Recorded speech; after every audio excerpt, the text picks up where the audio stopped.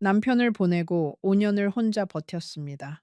자식 셋은 다들 멀리 있었고 명절에나 한번 얼굴을 비추는 게 전부였지요. 그러던 어느 봄날 동네 어르신 모임에서 한 사람을 만났습니다. 2살 위, 점잖고 깔끔한 신사였지요. 그 사람이 제게 말했습니다. 남은 시간이라도 함께 보내고 싶습니다.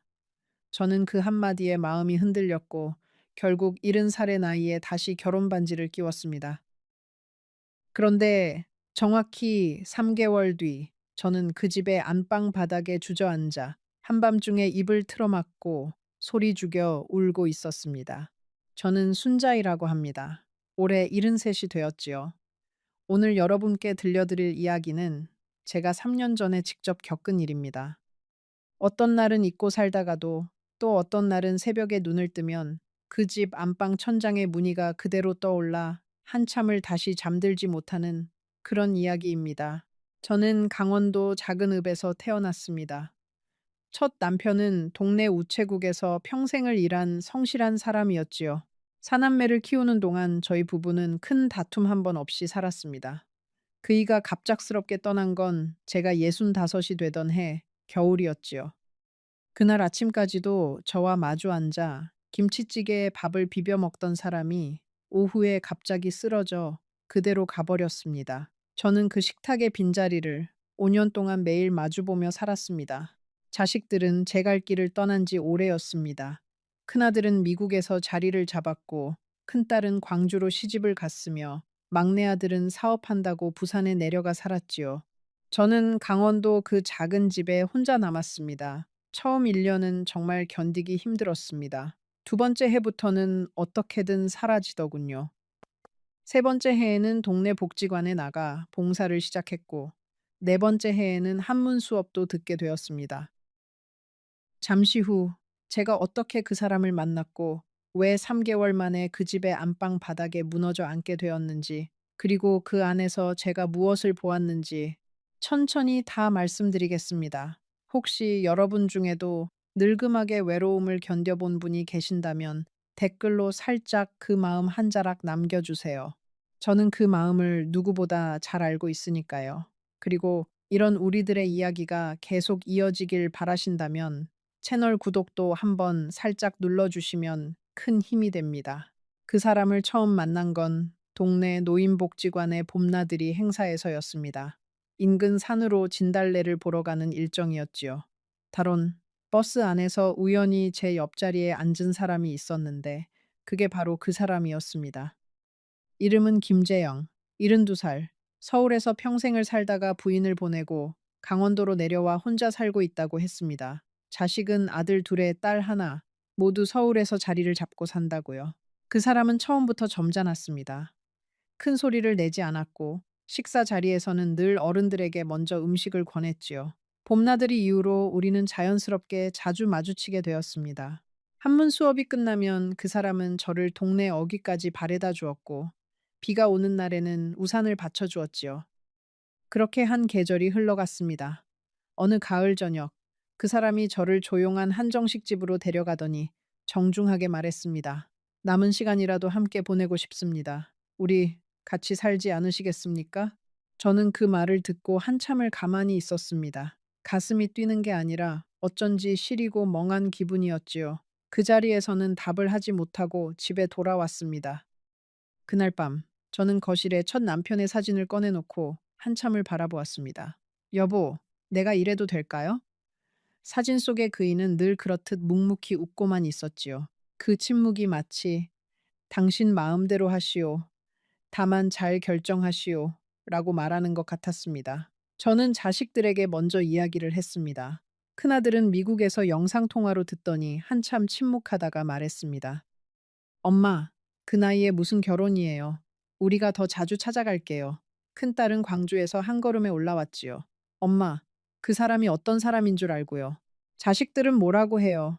그쪽 자식들 만나보셨어요. 저는 솔직히 답을 하지 못했습니다. 그 사람의 자식들은 한 번도 만난 적이 없었으니까요. 막내 아들은 부산에서 짧게 통화로 말했습니다. 엄마가 행복하시면 저는 반대 안 해요. 다만 그 집안 사정 정도는 미리 알고 들어가세요. 그 한마디는 막내답게 신중했지요. 그러나 저는 그 말의 무게를 그때는 제대로 알아채지 못했습니다. 외로움이라는 것이 사람의 판단력을 얼마나 흐릿하게 만드는지 저는 그 가을 한철 동안 처음으로 깊이 깨달았습니다. 며칠을 고민한 끝에 저는 그 사람과 살림을 합치기로 했습니다. 정식으로 혼인신고를 하지는 않고 우선 함께 지내보기로 했지요. 그 사람도 그게 좋겠다고 했습니다. 서로 지내보고 마음에 들면 그때 가서 정리합시다. 우리 나이에 서두를 일이 뭐 있겠습니까? 저는 그 말이 합리적으로 들렸습니다. 워리아미다게 그러나 살아보니 알겠더군요. 서두를 일 없다는 그 말 안에는 사실 어떤 자식들의 그림자가 이미 들어 있었다는 것을요. 그 사람은 강원도의 한 단독주택에 살고 있었습니다. 마당이 있고 작은 텃밭이 있고 햇볕이 잘 드는 거실이 있는 그런 집이었지요. 처음 그 집에 짐을 풀던 날, 저는 마당의 감나무 아래에서 한참 동안 하늘을 올려다보았습니다. 깊어가는 가을 햇살이 따뜻했고 어딘가에서 까치 소리가 들렸습니다. 그 사람은 짐을 들어주며 말했지요. 이제부터 여기가 당신 집이요. 마음 편히 지내시오. 저는 그 말이 정말 따뜻했습니다. 5년 만에 들어보는 따뜻한 한마디였지요. 처음 한 달은 정말 평온했습니다. 그 사람은 아침마다 저보다 먼저 일어나 보일러를 켰고 텃밭에 채소를 한 줌 뜯어와 식탁에 올렸지요. 저녁이면 우리는 함께 동네 산책을 나갔습니다. 그 사람은 늘 제 손을 잡았는데 그 손이 따뜻하면서도 약간 거칠었습니다. 평생 무언가를 일구어 온 사람의 손이었지요. 저는 그 손이 첫 남편의 손과 닮았다고 생각했습니다. 다른 사람인데 어쩌면 이렇게 손의 결이 비슷할까. 그 작은 닮음이 저를 묘하게 안심시켰지요. 그 사람은 저녁 식사 후에는 종종 옛날 이야기를 들려주었습니다. 자기가 어떻게 회사를 다녔는지, 첫 부인이 어떤 사람이었는지, 자식들을 어떻게 키웠는지, 첫 부인 이야기를 할 때 그 사람의 눈빛은 어딘가 멀어졌지요. 그 사람은 정말 단단한 사람이었소.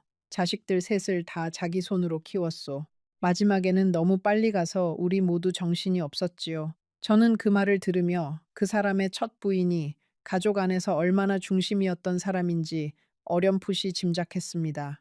자식들의 마음 안에 어머니가 그렇게 단단하게 자리하고 있다면 새로 들어온 저는 어쩌면 처음부터 어떤 자리도 가질 수 없었던 것인지도 모르지요. 하루는 그 사람이 오래된 사진첩을 꺼내 저에게 보여주었습니다. 첫 부인과 함께 찍은 가족 사진이 가득 들어 있었지요. 환갑 잔치상 앞에서 자식들에 둘러싸여 환하게 웃고 있는 첫 부인, 손주들과 함께 동물원에서 찍은 사진, 마당의 감나무 아래에서 한복을 차려입고 찍은 사진. 그 사람은 한 장 한 장 짚어가며 이야기를 했습니다. 어떤 사진에서는 한참을 들여다보더니 작게 한숨을 쉬셨지요. 저는 그 옆에 가만히 앉아 함께 사진을 보았습니다. 슬프지는 않았어요. 다만 그 사진첩의 마지막 장을 덮을 때 그 사진첩 안에는 제가 들어갈 자리가 없다는 걸 분명히 느꼈습니다. 그건 누구의 잘못도 아니지요. 그저 시간이 그렇게 만든 것뿐이었습니다. 저는 강원도 친정 동네에 있는 친구 옥자에게 그날 저녁 전화를 했습니다. 옥자는 제 어릴 적 단짝이었지요. 첫 결혼식 때도 들러리를 서준 친구였습니다. 옥자는 제 이야기를 듣고 한참을 침묵하더니 말했습니다. 순자, 너는 늘 사람을 너무 잘 믿어. 마음이 그렇게 곱고 단단한 줄 알지만 사실 그게 너 약점이야. 그 집에서 너무 빨리 마음을 다 주지 마라. 빨리 주는 마음은 빨리 무너진다. 저는 옥자의 말이 가슴에 박혔지만 그래도 그 사람의 다정한 손길 앞에서는 그 말도 잊고 살았습니다. 사람의 마음이라는 게 그렇게 어리석을 수도 있는 거지요. 박씨 아주머니는 그런 저를 가만히 바라보곤 하셨습니다. 일을 하는 듯 하면서도 늘 한 발짝 떨어진 거리에서 저를 살피는 눈빛이었지요.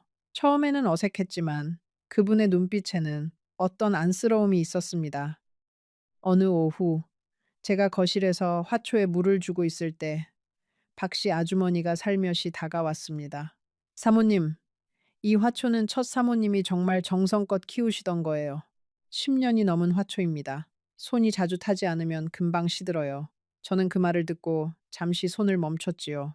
10년이 넘은 화초 앞에서 저는 2달도 채 되지 않은 새 사람이었습니다. 그 거리감이 갑자기 사무쳤습니다. 문제가 시작된 건 함께 산지 1달이 막 지났을 무렵이었습니다. 그 사람의 큰아들이 처음으로 그 집을 찾아왔습니다. 김민호, 45살.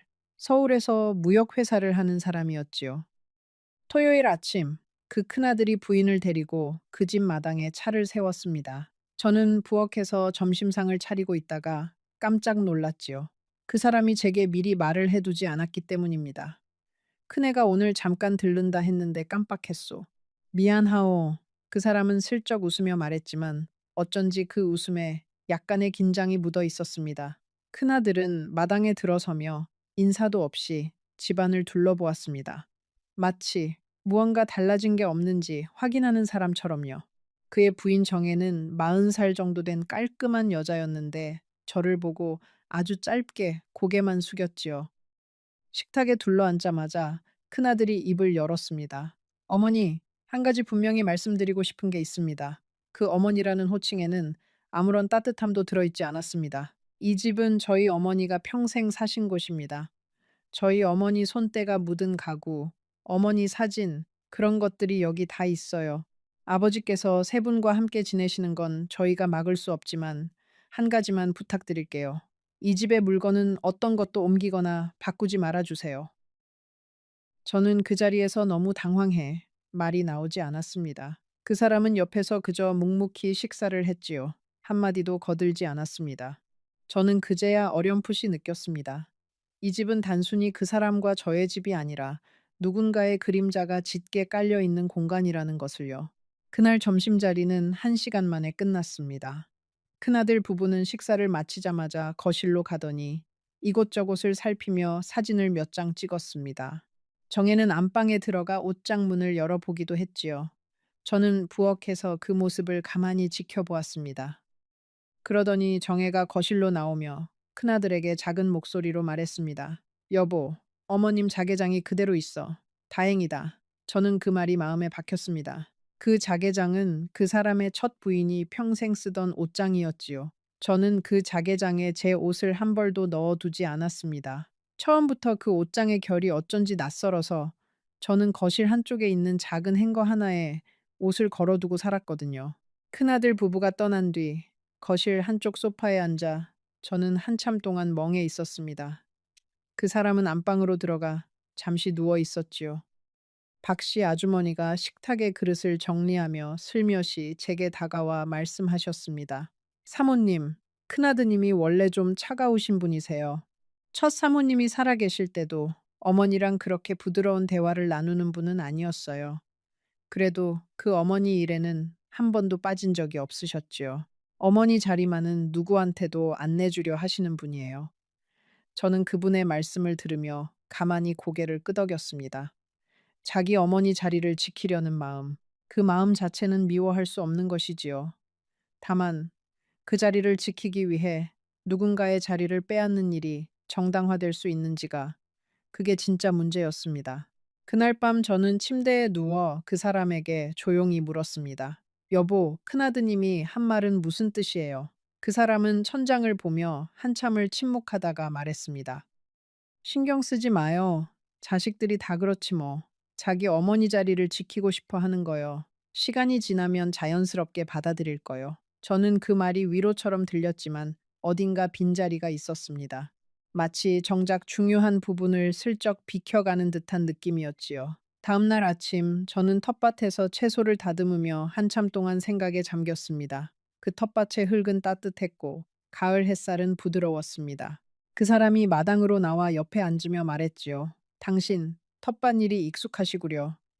저는 미소를 지으며 답했습니다. 친정에서 어릴 때부터 했어요. 흙은 손에 익숙해요. 그 사람은 한참 동안 텃밭의 채소들을 바라보더니 말했습니다. 이 텃밭도 첫사람이 가꾸던 거요. 그 사람 가고 나서 한참 동안 풀밭이 됐었지. 당신이 다시 살려줘서 고맙소. 저는 그 말에 가만히 고개를 숙였습니다. 텃밭도 마당도 안방의 자개장도 거실의 화분도 모두 그 사람의 첫 부인이 남긴 자리였지요. 저는 그 자리들을 잠시 데우는 사람이었던 겁니다. 그러나 데워진 자리도 결국은 원래 주인의 것이지 잠시 데워준 사람의 것은 아니었지요. 며칠 뒤, 저는 그 집의 도우미 아주머니로부터 충격적인 이야기를 들었습니다. 박 씨 아주머니라는 분이었는데 그 집에서 10년 가까이 일을 해오신 분이었습니다. 어느 오후 그 사람이 친구 모임에 나간 사이 저는 거실에서 차를 마시고 있었습니다. 박 씨 아주머니가 빨래를 개키며 조심스럽게 말씀하셨지요. 사모님, 제가 한 가지만 여쭤봐도 될까요?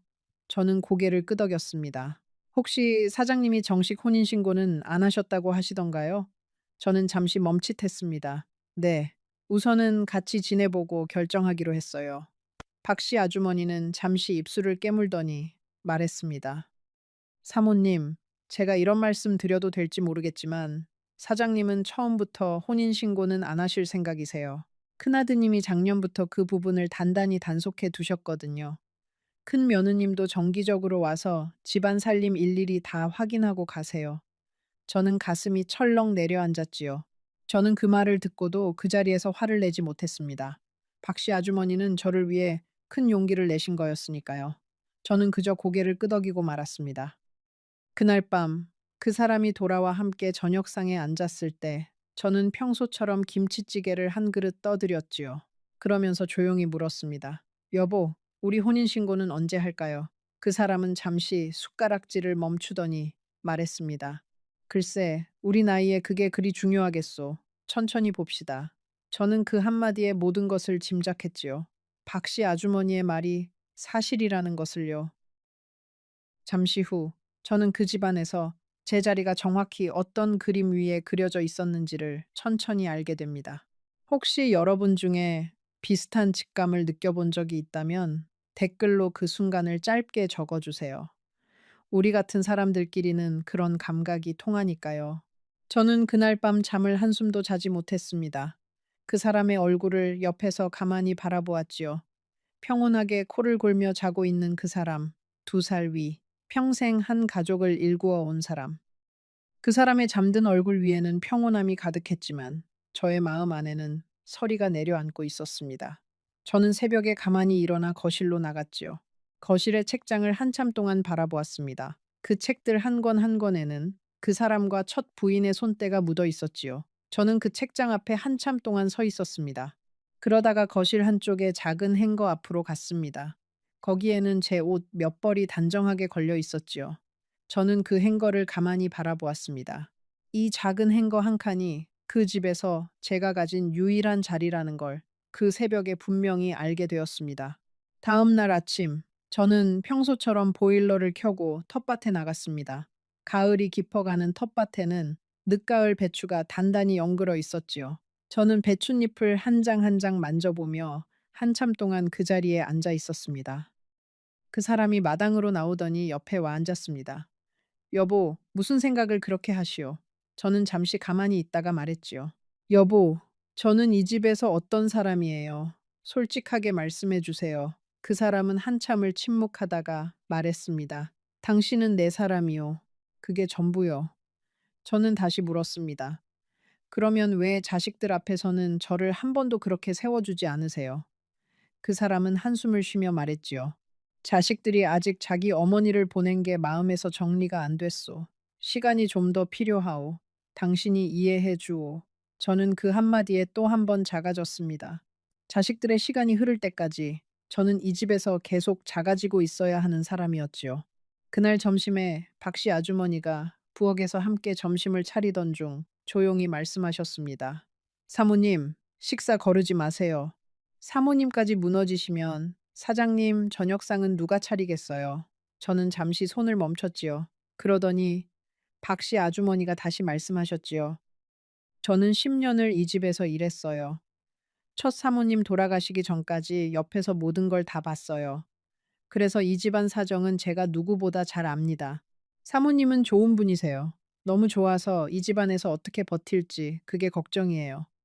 사장님은 마음은 따뜻하셔도 자식들 앞에서는 한없이 약한 분이세요. 그게 이 집의 진짜 사정이지요. 저는 그 말을 듣고 박 씨 아주머니의 손을 잡았습니다. 고맙습니다. 그 한마디가 정말 큰 위로가 되네요. 그분의 눈가에도 잠시 물기가 비쳤습니다. 같은 여자로서 그 집안의 모든 그림자를 함께 보아온 사람으로서 그분은 저를 위로하고 계셨던 거지요. 그 다음 주부터 큰 며느리 정혜가 정기적으로 그 집을 드나들기 시작했습니다. 명목은 아버님 살림 챙기기였지요. 그러나 그녀는 들어올 때마다 거실 구석구석을 살피는 버릇이 있었습니다. 마치 무언가 사라진 게 없는지 확인하는 사람처럼요. 첫 부인이 쓰던 도자기, 첫 부인이 모은 책들, 첫 부인이 키우던 화분들, 정혜는 그 하나하나를 살피며 사진을 찍어 두었지요. 한 번은 그녀가 거실 책장 앞에서 한참을 서 있더니 저를 향해 말했습니다. 어머님, 여기 있는 책들 손대지 말아주세요. 이거 어머니 유품이에요. 저는 미소를 지으며 답했지요. 걱정 마세요. 저는 책에 손도 안 대요. 정혜는 부엌에도 들어와 냉장고 문을 열어보았습니다. 어머님, 반찬통은 어머님이 따로 가져오신 거 쓰세요. 여기 있는 통은 어머니가 쓰시던 거라서요. 저는 잠시 손이 멈췄습니다. 그 반찬통은 제가 제 집에서 가져온 것이 아니라 그 사람이 직접 사두라고 해서 동네 마트에서 산 새 통이었지요. 저는 그렇게 말하려다가 그만두었습니다. 정혜의 표정에는 이미 답이 정해져 있었으니까요. 그날부터 저는 새로 산 반찬통을 따로 종이 가방에 담아 부엌 한쪽에 두기 시작했습니다. 마치 손님처럼요. 그 큰 며느리는 화장실까지도 들여다보았습니다. 어머님, 여기 있는 수건은 어머니가 쓰시던 거예요. 사모님은 따로 가져오신 거 쓰세요. 저는 그 말에 고개를 끄덕였습니다. 그날 저는 동네 마트에 나가 수건 5장을 사왔지요. 그 수건들을 따로 욕실 한쪽에 걸어두었습니다. 그러자 그 집의 욕실에는 두 종류의 수건이 걸리게 되었지요. 하나는 첫 부인의 수건, 또 하나는 제 수건. 저는 그 두 줄의 수건을 보며 어쩐지 가슴이 찌릿했습니다. 두 사람의 흔적이 한 욕실 안에서 나란히 걸려 있다는 게 이상하게도 슬프게 느껴졌거든요. 밤이 되어 저는 욕실에 들어가 세수를 했습니다. 거울 앞에서 제 얼굴을 한참 동안 바라보았지요. 이른의 얼굴이 그 거울 안에 있었습니다. 주름이 깊어지고 눈가에 그늘이 자리 잡고 머리카락도 더 하얘진 얼굴이었지요. 그 얼굴이 어쩐지 낯설게 느껴졌습니다. 강원도 작은 집에서 5년을 혼자 버틴 그 얼굴은 분명 단단한 얼굴이었지요. 그러나 그 집의 욕실 거울에 비친 얼굴은 어쩐지 흔들리고 있었습니다. 사람의 얼굴은 자기가 머무는 자리에 따라 변한다는 걸 그날 처음으로 알게 되었지요. 저는 새로 산 수건으로 얼굴을 닦으면서 작게 한숨을 쉬었습니다. 그 한숨이 거울 앞에서 잠시 안개처럼 피어올랐지요. 저는 강원도 친정 동네에 있는 친구 옥자에게 가끔 전화를 했습니다. 옥자는 제 어릴 적 단짝이었지요. 첫 결혼식 때도 들러리를 서준 친구였습니다. 옥자는 제 이야기를 듣고 한참을 침묵하더니 말했습니다. 순자, 그 집은 너 자리가 아니야. 너는 그 집에 들어간 게 아니라 그 집에 손님으로 들어간 거야. 손님은 언제든 떠날 준비를 해둬야 해. 짐 너무 많이 풀지 마라. 저는 옥자의 말이 가슴에 박혔지만 그래도 그 사람의 다정한 손길 앞에서는 그 말도 잊고 살았습니다. 사람의 마음이라는 게 그렇게 어리석을 수도 있는 거지요. 옥자는 그 통화 끝에 한 가지를 더 물었습니다. 순자, 너 그 집에서 잠 잘 잘 수 있어. 밥은 잘 넘어가니. 거실에서 마음 편히 텔레비전 한번 본 적 있어. 저는 그 질문에 답을 하지 못했습니다. 사실은 그 집에 들어간 첫 주를 빼고는 잠도 깊이 자지 못했고 밥도 제대로 넘어가지 않았으며 거실의 소파에는 한 번도 편히 누워본 적이 없었지요. 옥자는 부드럽게 말했습니다. 잘 수 없고 못 넘기고 마음 편한 적 한 번 없으면 그 집은 너 자리가 아니야. 사람이 어디서 살아야 하는지는 그 사람 몸이 먼저 알아. 저는 전화를 끊고 한참을 가만히 앉아 있었습니다. 옥자의 말이 가슴 깊은 곳에 박혔지요. 그날부터 저는 그 집의 여러 곳을 새로운 눈으로 다시 살피기 시작했습니다. 그러다가 정혜가 어느 오후 안방 화장대 서랍을 열어보고 있는 모습을 우연히 발견했습니다. 저는 마트에 다녀와 부엌 입구에서 그 모습을 보았지요. 정혜는 제가 들어온 줄도 모르고 서랍 안의 물건들을 하나하나 들어보고 있었습니다. 저는 잠시 그 자리에 멈춰 섰습니다. 그러다가 조용히 안방문 앞으로 다가갔지요. 며느님, 무얼 찾으세요? 정혜는 깜짝 놀라 돌아보았지만 곧 자연스럽게 미소를 지으며 말했습니다. 아, 어머님, 어머니가 쓰시던 작은 옥반지가 어디 있는지 안 보여서요. 아버님이 잘 챙기고 계시는 줄 알았는데. 저는 그 말에 천천히 답했습니다. 옥반지는 제가 본 적이 없어요. 그건 며느님 시아버님께 직접 여쭤보세요. 정혜의 눈빛이 살짝 흔들렸지요. 그러더니 그녀는 화장대 서랍을 그대로 닫고는 말했습니다. 어머님, 솔직히 말씀드릴게요. 어머니가 쓰시던 귀중품들이 몇 가지 있어요. 저희 형제들이 나중에 다 정리해야 할 것들이라서 미리 어디에 있는지 봐두려고 하는 거예요. 어머님께서 쓰시거나 옮기시면 좀 곤란해요. 저는 그 말에 잠시 어이가 없었지만 차분하게 말했습니다. 며느님, 저는 이 집에서 어떤 것도 제 것이라고 생각하지 않아요. 안심하세요. 그러자 정혜는 짧게 웃으며 말했습니다. J, J, J, J, J, J, J, J, J, J, J, 정, J, J, J, J, J, 허른, J, J, J, J, J, J, J, J, 정, J, 허른, J, J, 정, J, J. 그 마음이면 됐어요, 어머님. 정혜가 떠난 뒤 저는 안방 침대에 한참을 앉아 있었습니다. 화장대 서랍을 가만히 열어보았지요. 그 안에는 첫 부인이 쓰던 작은 화장품통, 빛 하나, 그리고 빛이 바랜 사진 한 장이 있었습니다. 사진 속에는 그 사람과 첫 부인이 젊은 시절 어느 바닷가에서 함께 찍은 모습이 있었지요. 두 사람 다 환하게 웃고 있었습니다. 그 사진을 보면서 저는 한참 동안 가만히 있었지요. 그리고 천천히 그 서랍을 닫았습니다. 그 안에 모든 것은 정혜의 말처럼 정말 다른 사람의 것이었습니다. 저는 그 어떤 것에도 손을 댈 생각이 없었지요. 다만 그 사진 한 장이 어쩐지 마음에 오래 남았습니다. 사람의 인생에는 그렇게 빛나던 한순간이 분명히 있다는 것.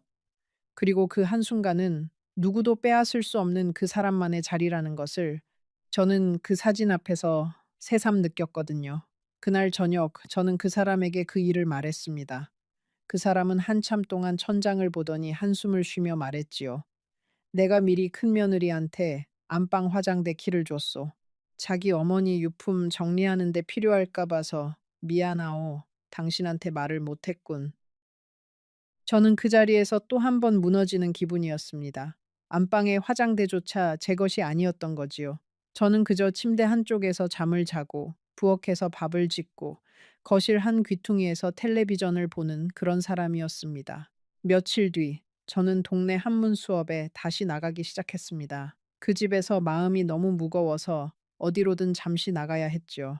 그러나 한문 수업의 분위기도 예전 같지 않았습니다.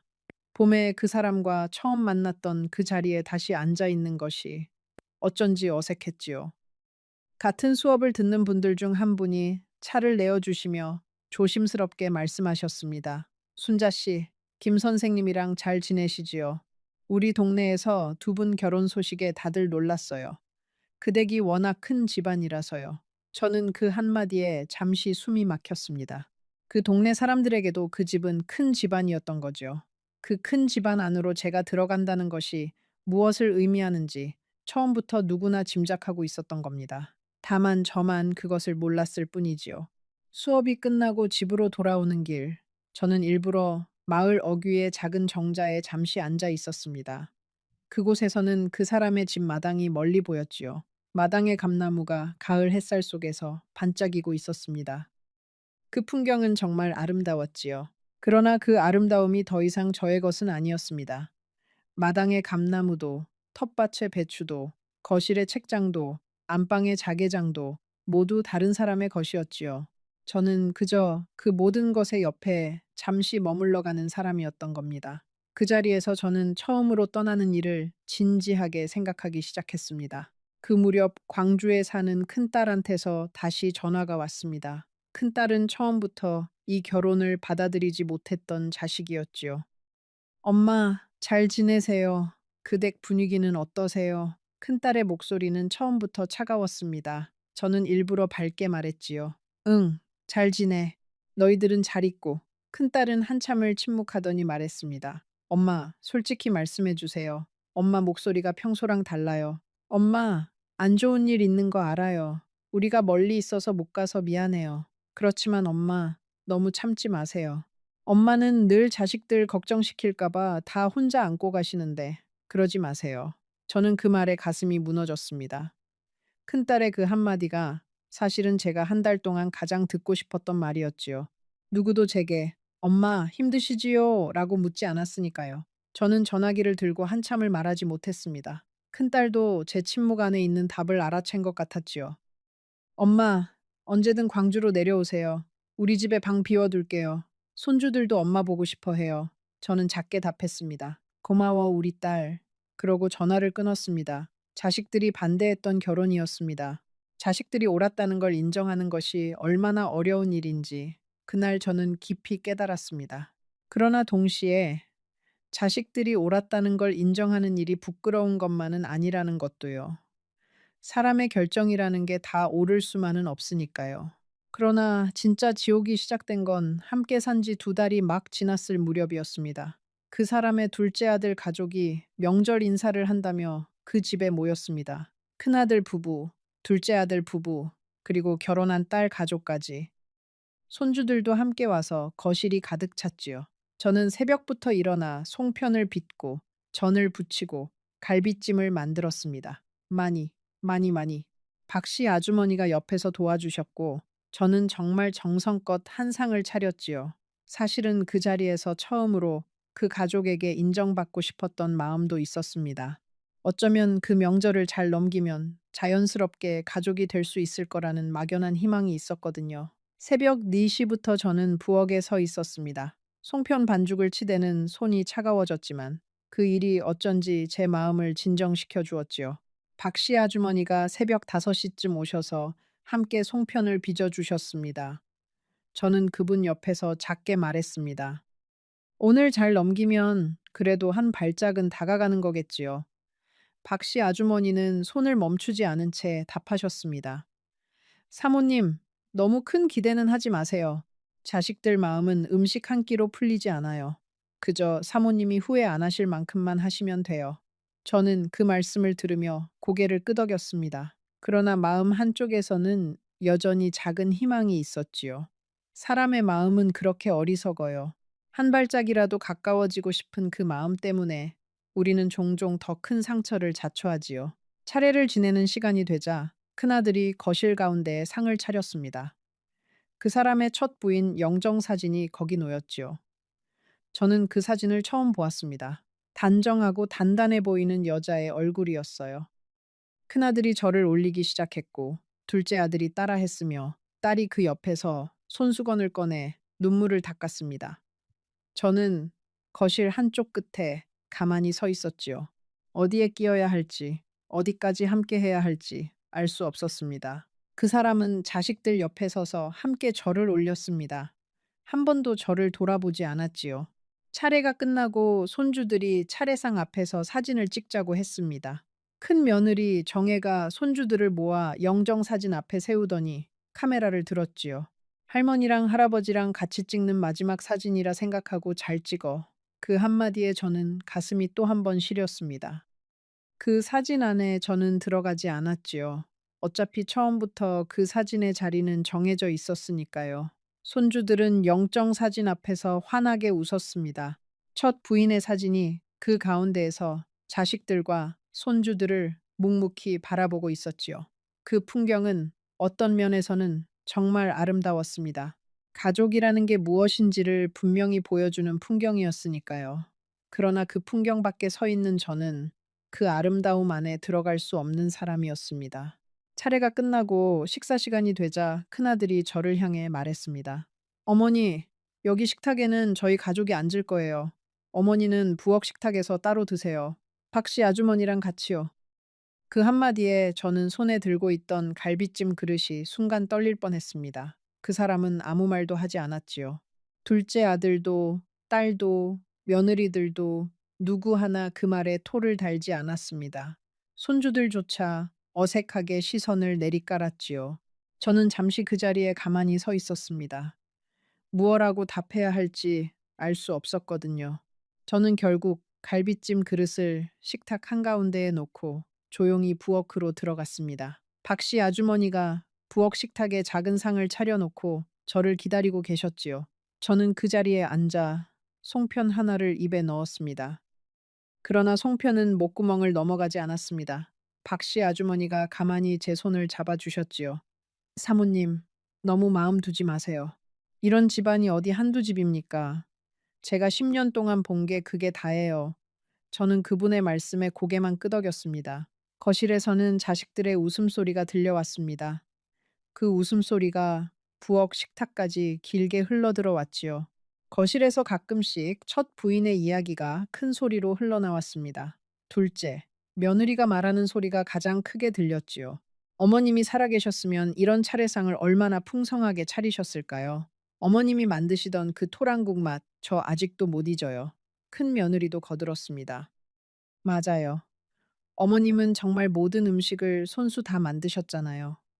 새벽부터 일어나셔서요. 그 시절이 정말 그리워요. 그 말들이 부엌까지 또렷하게 들려왔습니다. 저는 가만히 송편 한 입을 입에 물고 있었지요. 식탁에 김치찌개가 뜨거운데도 제 손은 어쩐지 차가워졌습니다. 그날 그 부엌 식탁에서 저는 그 가족의 차례상을 한 자리에서 바라보지 못한 사람이 되었지요. 음식을 만든 손은 저였지만 그 음식 앞에 앉은 사람들은 모두 다른 식탁에 있었습니다. 그 사람은 거실에서 가족들과 함께 식사를 했습니다.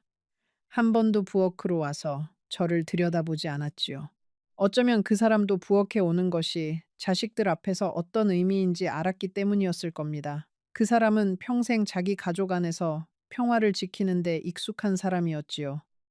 자기 옆자리에 새로 들어온 사람을 위해 그 평화를 깨기에는 그 사람은 너무 늙었고 너무 약했습니다. 저는 그것을 그날 부엌에서 분명히 알게 되었지요. 미움이 생기지는 않았습니다. 다만 깊은 슬픔이 가슴을 채웠지요. 사람이 다른 사람을 위해 자기 자리를 흔들지 못한다는 것은 어쩌면 그 사람의 한계이기도 하지만 또한 그 사람의 진짜 모습이기도 하니까요. 식사가 끝나갈 무렵 큰며느리 정혜가 부엌으로 들어와 저에게 한 가지 부탁을 했습니다. 어머님, 설거지 좀 부탁드려도 될까요? 저희가 오랜만에 가족들끼리 거실에서 이야기를 좀 나누어야 해서요. 저는 잠시 말이 나오지 않았습니다. 그러나 곧 차분하게 답했지요. 네, 며느님, 제가 할게요. 그날 저는 부엌에서 2시간 동안 설거지를 했습니다. 그릇이 끝없이 쌓여 있었지요.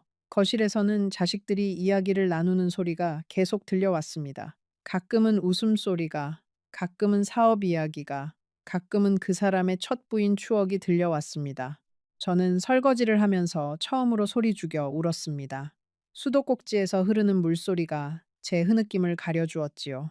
박씨 아주머니가 옆에서 그릇을 닦으며 한 번도 말을 걸지 않으셨습니다. 그 침묵이 가장 큰 위로였지요.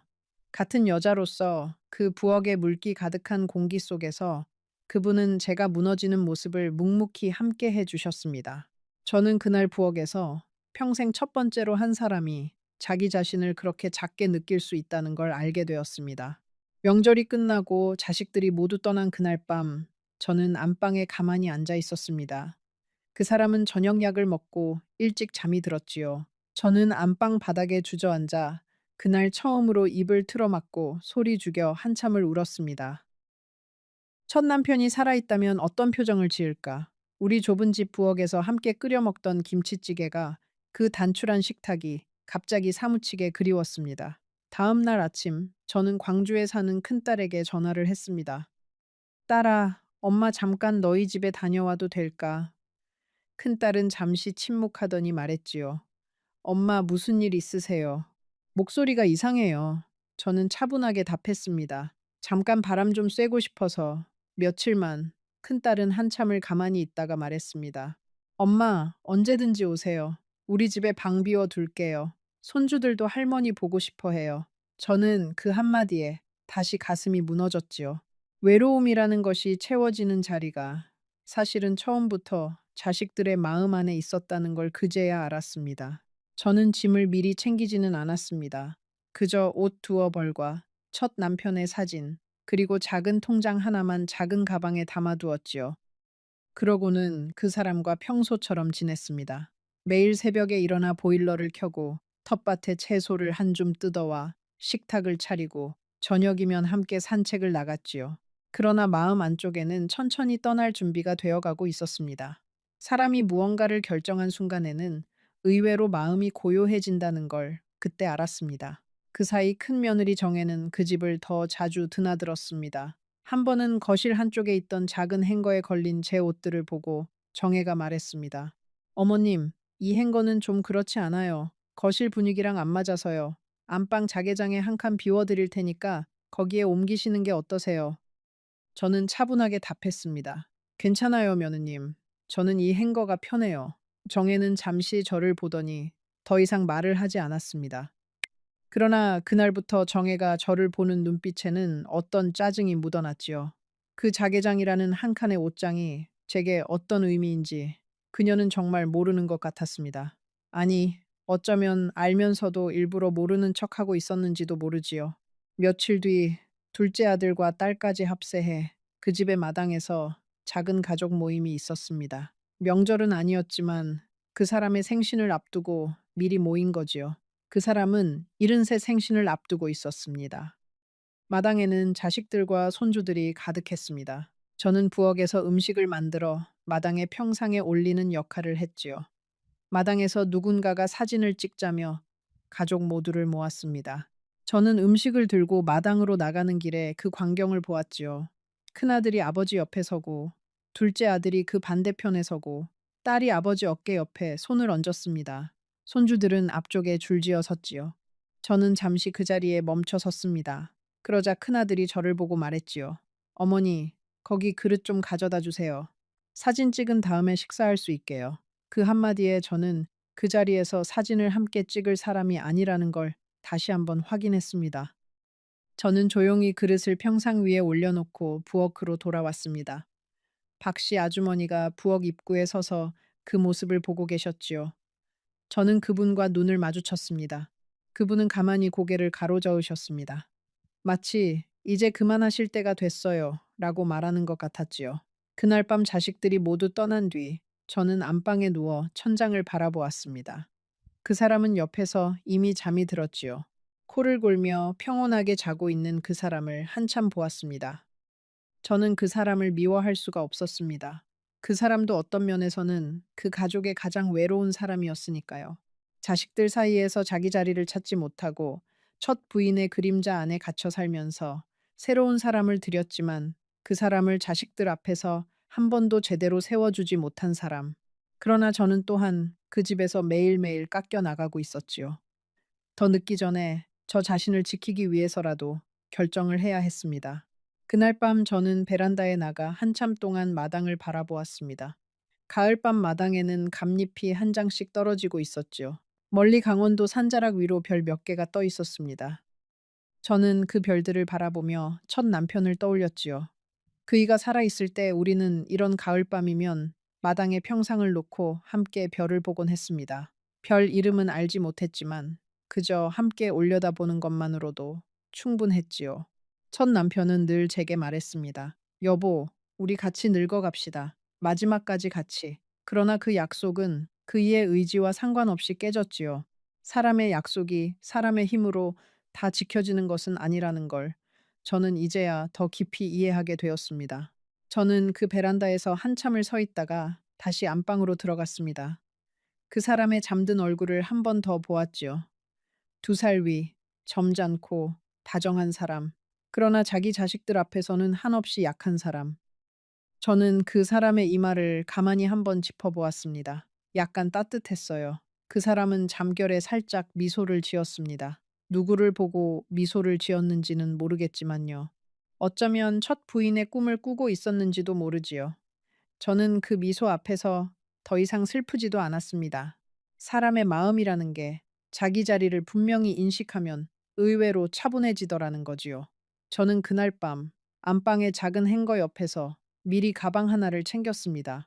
옷 두어 벌, 첫 남편의 사진, 작은 통장 하나, 그게 다였습니다. 다음 날 새벽, 저는 평소처럼 보일러를 켜고 부엌에서 아침상을 차렸습니다. 그 사람은 평소처럼 일어나 식탁에 마주 앉았지요. 우리는 평소처럼 조용하게 아침을 먹었습니다. 그 사람은 제 김치찌개 맛을 칭찬했지요. 당신 손맛이 점점 좋아지요. 처음보다 훨씬 더 깊어졌소. 저는 미소를 지으며 답했습니다. 오래 살아서 그래요. 그 사람은 작게 웃었습니다. 저는 그 웃음을 가만히 보았지요. 어쩌면 이게 그 사람과 마주보고 식사를 하는 마지막 아침이 될지도 모른다는 생각이 들었거든요. 사람의 인생에는 그런 마지막이 자주 찾아옵니다. 다만 그것이 마지막인 줄 모르고 지나가는 일이 많을 뿐이지요. 다음 날 아침 저는 그 사람에게 차분하게 말했습니다. 여보, 저 며칠 광주 큰딸네 좀 다녀올게요. 손주들도 보고 싶고 바람도 좀 쐬고 싶어서요. 그 사람은 잠시 저를 보더니 말했지요. 그래요. 다녀오시오. 스, 며칠이나 있다 올 거요. 저는 미소를 지으며 답했습니다. 한 일주일 정도요. 어는 데고, 어는 데고, 어는 데고. 그 사람은 고개를 끄덕였습니다. 그게 마지막 대화였지요. 저는 그날 오전에 작은 가방을 들고 그 집을 나왔습니다. 마당의 감나무에 첫 서리가 내려앉아 있었지요. 이 저는 잠시 그 감나무 아래에 서서 하늘을 올려다보았습니다. 처음 그 집에 짐을 풀던 날과 같은 자리, 같은 하늘이었지만 모든 게 달라져 있었습니다. 저는 광주로 내려가는 기차 안에서 한 번도 울지 않았습니다. 창밖으로 풍경이 천천히 흘러갔지요. 가을이 깊어가는 들판이 온통 노란빛이었습니다. 저는 그 풍경을 가만히 바라보며 마음 한쪽이 천천히 비워지는 걸 느꼈습니다. 광주역에 도착하자 큰딸이 마중을 나와 있었습니다. 저를 보더니 큰딸은 한 걸음에 다가와 말없이 안아주었지요. 그 자리에서 저는 처음으로 큰 소리로 울었습니다. 큰딸의 어깨에 얼굴을 묻고요. 큰딸도 함께 울었지요. 광주역의 사람들이 저를 잠시 쳐다보았지만 저는 더 이상 부끄럽지 않았습니다. 큰딸의 집은 그리 크지 않았지만 따뜻했습니다. 손주 둘이 거실에서 그림책을 보다가 저를 보고 한 걸음에 달려와 안겼지요. 할머니, 보고 싶었어요. 큰딸의 사위는 저녁 식사를 차려놓고 기다리고 있었습니다. 따뜻한 김치찌개, 노릇하게 부친 두부, 갓 무친 시금치 나물. 그 식탁을 보는 순간 저는 또 한 번 가슴이 뜨거워졌습니다. 그 두 달 동안 저는 그 큰 집의 부엌에서 정말 많은 음식을 만들었지만 그 어떤 식탁에서도 마음 편히 한 끼를 먹어본 적이 없었지요. 사람이 마음 편히 먹는 한 끼 식사가 얼마나 큰 위로인지 저는 광주의 그 작은 식탁에서 다시 깨달았습니다.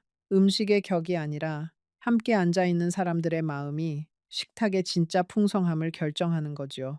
큰딸의 집에서 일주일을 지내는 동안 저는 그 사람에게 여러 번 전화를 걸었습니다. 그 사람은 처음 사흘은 잘 다녀오라고 했지요. 나흘째부터는 언제 돌아오느냐고 물었습니다. 닷새째 되는 날, 저는 그 사람에게 솔직하게 말했습니다. 여보, 저 안 돌아갈 것 같아요. 그 사람은 한참을 침묵하더니 말했지요. 그게 무슨 말이오? 우리가 아직 함께 지내보기로 한 시간이 끝나지 않았어. 저는 차분하게 답했습니다. 여보, 저는 이미 지난 두 달 동안 그 집에서 답을 다 들었어요. 더 이상 그 집의 손님으로는 살 수 없어요. 그 사람은 한참을 가만히 있었지요. 그러더니 천천히 말했습니다. 당신이 결정한 거라면 나는 당신을 잡지 못하오. 다만 한 가지만 알아주시오. 나는 당신을 한 번도 손님으로 생각한 적이 없소. 다만 자식들이 그렇게 만든 거요. 저는 그 말이 어떤 면에서는 진심이었을 거라고 믿습니다. 그러나 진심이 있어도 그 진심을 지킬 힘이 없는 사람과는 함께 살 수 없다는 걸 저는 그제야 알았지요. 사람의 마음만으로는 부족합니다. 그 마음을 일상 안에서 지켜낼 수 있는 행동이 따라야 하는 거지요. 전화를 끊고 저는 큰딸의 집 거실에 한참을 앉아 있었습니다. 큰딸이 따뜻한 차 한 잔을 내어주었지요. 손주들이 거실에서 그림을 그리며 놀고 있었습니다. 그 풍경이 어쩐지 사무치게 따뜻했습니다. 저는 그 자리에서 천천히 깨달았지요. 제가 5년 동안 채우려고 애썼던 외로움은 사실은 다른 사람이 채워줄 수 있는 게 아니었다는 것을요. 외로움은 외로움대로 그 자리에 두고 그 옆에 작은 일상의 기쁨들을 하나씩 쌓아가는 것. 그게 우리 같은 사람들이 늙음하게 배워야 할 한 가지 지혜라는 것을요. 저는 일주일을 더 큰딸의 집에서 지내고 강원도 제 작은 집으로 돌아왔습니다. 막내 아들이 부산에서 올라와 그 집의 짐을 정리해 두었더군요. 그 사람의 집에서 가져온 짐은 정말 작은 가방 하나뿐이었습니다. 옷 두어 벌, 첫 남편의 사진, 작은 통장 하나, 그리고 한 가지가 더 있었지요. 그 집 마당의 감나무에서 떨어진 작은 감 하나, 저는 그 감을 가방 한쪽에 넣어 가져왔습니다. 무슨 마음이었는지 저도 모르겠습니다. 어쩌면 그 2달 동안 제가 누렸던 단 하나의 따뜻함이 그 마당의 햇살이었기 때문인지도 모르지요. 집으로 돌아온 첫날 밤, 저는 제 작은 집 거실에 가만히 앉아 있었습니다. 첫 남편의 사진을 다시 책상 위에 올려놓고 그 옆에 그 집에서 가져온 작은 감 하나를 놓았지요. 그 감은 점점 마르면서 작은 검은 빛으로 변해갔습니다. 저는 그 감을 가끔씩 손에 들어보곤 했지요. 2달의 시간이 그 작은 감 하나에 다 들어있는 것 같았습니다. 처음 그 마당에 짐을 풀던 가을 햇살, 새벽에 끓이던 김치찌개, 박씨 아주머니의 손길, 큰 며느리의 차가운 시선, 명절날 부엌 식탁의 송편 한 입, 그리고 떠나오던 그 가을 아침의 첫 서리. 그 모든 것이 그 한 알의 감 안에 압축되어 있었지요. 저는 그 감을 보면서 천천히 그 시간들을 정리해 갔습니다. 있는 것이 아니라 받아들이는 일이었지요. 그 사람과의 살림은 그렇게 정리되었습니다. 정식 혼인신고를 하지 않았기 때문에 법적인 절차도 따로 필요하지 않았지요. 큰아들이 한번 강원도 제 집까지 찾아와서 사과 비슷한 말을 했습니다. 어머니 죄송합니다. 저희 형제들이 어머니 자리를 만들지 못했어요. 저는 그 큰아들의 얼굴을 가만히 보았습니다. 그 얼굴에는 진심도 조금 있었지만 그보다는 안도가 더 커 보였지요. 아버지의 옆자리가 다시 비었고 어머니의 그림자가 다시 그 집을 지킬 수 있게 되었으니까요. 저는 큰아들에게 차분하게 답했습니다. 괜찮아요. 다 잘 됐어요. 아버님 잘 모시세요. 그게 마지막 인사였지요. 그 사람은 그 후로 다시 혼자 살게 되었습니다. 박씨 아주머니가 가끔 제게 안부 전화를 주셨지요. 그 사람은 식사도 잘 못하시고 점점 야위어 가신다고요. 저는 그 소식을 들으면서 가슴이 잠시 시렸지만 다시 돌아가지는 않았습니다. 그분의 외로움은 그분의 몫이었고 저의 자존감은 저의 몫이었으니까요. 사람이 사람을 위해 자기 자신을 너무 깊이 깎아내는 일은 결국 2사람 모두를 무너뜨리게 되어 있더라는 걸 저는 그 2달을 통해 배웠습니다. 저는 그 후 강원도 제 작은 집에서 다시 일상을 시작했습니다. 동네 복지관에 다시 나가 봉사를 시작했고 한문 수업도 다시 들었지요. 다만 봄나들이 행사에는 한참 동안 가지 않았습니다. 그 버스 안에 옆자리가 자꾸 떠올랐기 때문이지요. 시간이 지나니 그 기억도 천천히 옅어졌고 저는 다시 평범한 이른의 여자로 돌아왔습니다. 가끔 손주들이 놀러 오면 함께 김밥을 싸 먹었고 명절이 되면 자식들이 모두 모였지요. 지금 돌아보면 그 3개월은 제 인생에서 가장 짧으면서도 가장 길었던 시간이었습니다. 누가 저에게 묻습니다. 할머니, 그때 그 결정을 후회하세요? 저는 한참을 생각하다가 말합니다. 후회하는 부분도 있고, 후회하지 않는 부분도 있어요. 그 사람이 외로워서 손을 내밀었던 그 마음은 진심이었어요. 다만, 그 진심이 그 집안 전체의 진심은 아니었던 거지요. 그리고 저도 외로움을 누군가가 채워줄 거라고 생각한 그 한순간의 어리석음은 후회해요. 그러나 그 2달이 없었다면 저는 지금처럼 제 자신의 자리를 단단하게 만들지 못했을 거예요. 여러분, 혹시 늙음하게 새로운 사람을 만나려고 하시거든 한 가지만 기억해 주세요. 그 사람의 마음만 보지 마시고 그 사람의 가족을 보세요. 그리고 그 가족 안에서 당신이 어떤 자리에 놓일지를 보세요. 손님으로 들어가는 자리인지, 가족으로 들어가는 자리인지를요. 손님 자리에 들어가는 결혼은 결국 누군가에게 깊은 상처를 남기게 되어 있다는 것을 저는 그 2달 만에 알게 되었습니다. 저는 이제 73이 되었습니다. 강원도 제 작은 집에서 혼자 지냅니다. 자식들이 가끔 옵니다. 손주들도 자라서 이제 명절에는 직접 운전해서 옵니다. 첫 남편의 사진은 여전히 거실 한쪽에 놓여 있고 그 옆에는 작은 감 하나가 마른 채로 놓여 있습니다. 그 사람의 집 마당에서 가져온 그 감입니다. 저는 그 감을 보면서 가끔 생각합니다. 그 2달의 시간이 헛되지는 않았다고요. 사람의 인생은 결국 어느 자리에 뿌리를 두느냐의 문제이고 저는 잠시 다른 마당에 뿌리를 내려보려다가 다시 제자리로 돌아온 거지요. 그 자리에서 저는 지금 천천히 푸르러지고 있습니다. 여러분, 제 이야기는 여기서 끝이 납니다. 어쩌면 누군가에게는 너무 평범한 이야기일지도 모르지요. 늙음하게 재혼, 자식들의 차가운 시선, 명절날 부엌 식탁에서의 송편 한 입, 작은 가방 하나로 떠나온 그 가을 아침. 흔하다면 흔한 이야기일 겁니다. 하지만 이 이야기 속에 한 사람 한 사람은 실제로 그 시간을 살아낸 사람들이었습니다. 저처럼요. 마지막으로 한마디만 더 드리고 싶습니다. 늙음하게 외로움은 누구에게나 찾아옵니다. 그 외로움을 누군가가 메워주기를 바라는 것도 자연스러운 마음이지요. 그러나 그 외로움을 메우려고 너무 큰 그림 속으로 들어가지는 마세요. 어떤 그림은 우리를 위한 자리가 처음부터 없었기 때문입니다. 우리에게 정말 필요한 것은 화려한 안방이 아니라 매일 아침 따뜻한 한 그릇의 국을 마음 편히 떠먹을 수 있는 식탁 한 자리라는 것을 저는 그 3개월 만에 알게 되었습니다. 여러분도 부디 자신의 마음의 목소리에 귀 기울여 주세요. 그리고 새로운 인연 앞에서 가슴이 설레는 만큼 그 사람이 등 뒤에 무엇을 남기고 왔는지도 다시 한번 차분히 바라보시길 바랍니다. 어쩌면 그것이 나이듦의 지혜일지도 모릅니다. 이 이야기가 여러분 마음 한구석을 울렸다면 꼭 채널을 구독해 주세요. 우리 같은 사람들의 이야기가 계속 이어질 수 있도록 말입니다. 그리고 지금 화면에 나타나는 다음 영상을 꼭 보러 가세요. 그 영상에서는 오늘 들으신 이야기보다 훨씬 더 가슴 아픈 이야기가 여러분을 기다리고 있습니다. 절대 놓치지 마세요. 지금 바로 클릭하세요. 61살이 되던 그해, 가을, 저는 다시 한번 결혼 반지를 손가락에 끼웠습니다. 첫 번째 남편을 떠나보낸 지 12년 만이었지요.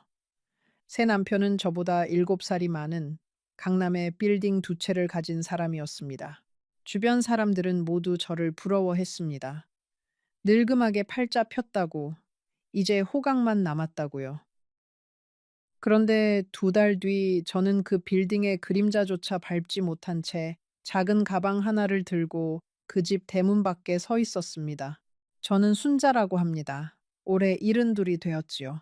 오늘 여러분께 들려드릴 이야기는 제가 11년 전 겪었던 일입니다.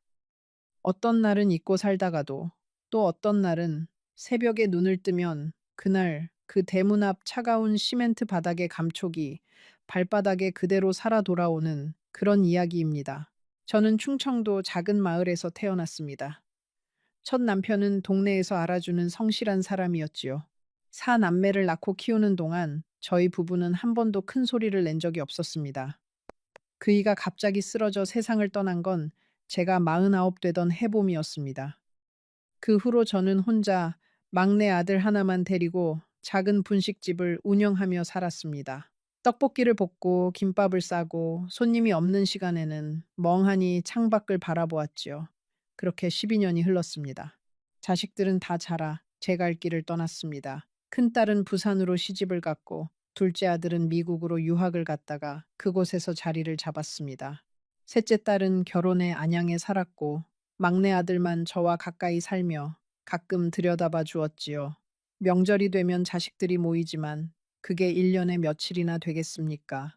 텅 빈 집에 혼자 앉아 있으면 시계 초침 소리가 그렇게 크게 들릴 수 있다는 걸 그때 처음 알았습니다. 잠시 후 제가 어떻게 그 사람을 만났고 왜 2달 만에 그 집을 나오게 되었는지, 그리고 그 안에서 제가 무엇을 보고 무엇을 잃었는지 천천히 다 말씀드리겠습니다. 혹시 여러분 중에도 늙음하게 외로움이 사무쳐 본 분이 계신다면 댓글로 살짝 그 마음 한 자락 남겨주세요. 저는 그 마음을 누구보다 잘 알고 있으니까요. 그리고 이런 우리들의 이야기가 계속 이어지길 바라신다면 채널 구독도 한번 살짝 눌러주시면 큰 힘이 됩니다. 그 사람을 처음 만난 건 동네 노인복지관에서였습니다. 제가 일주일에 2번씩 한문 수업을 들으러 다니던 곳이었지요. 어느 날 한 남자가 새로 등록을 했는데 옷차림이 단정하고 말투가 점잖아 한눈에 보아도 평범한 동네 어르신 같지는 않았습니다.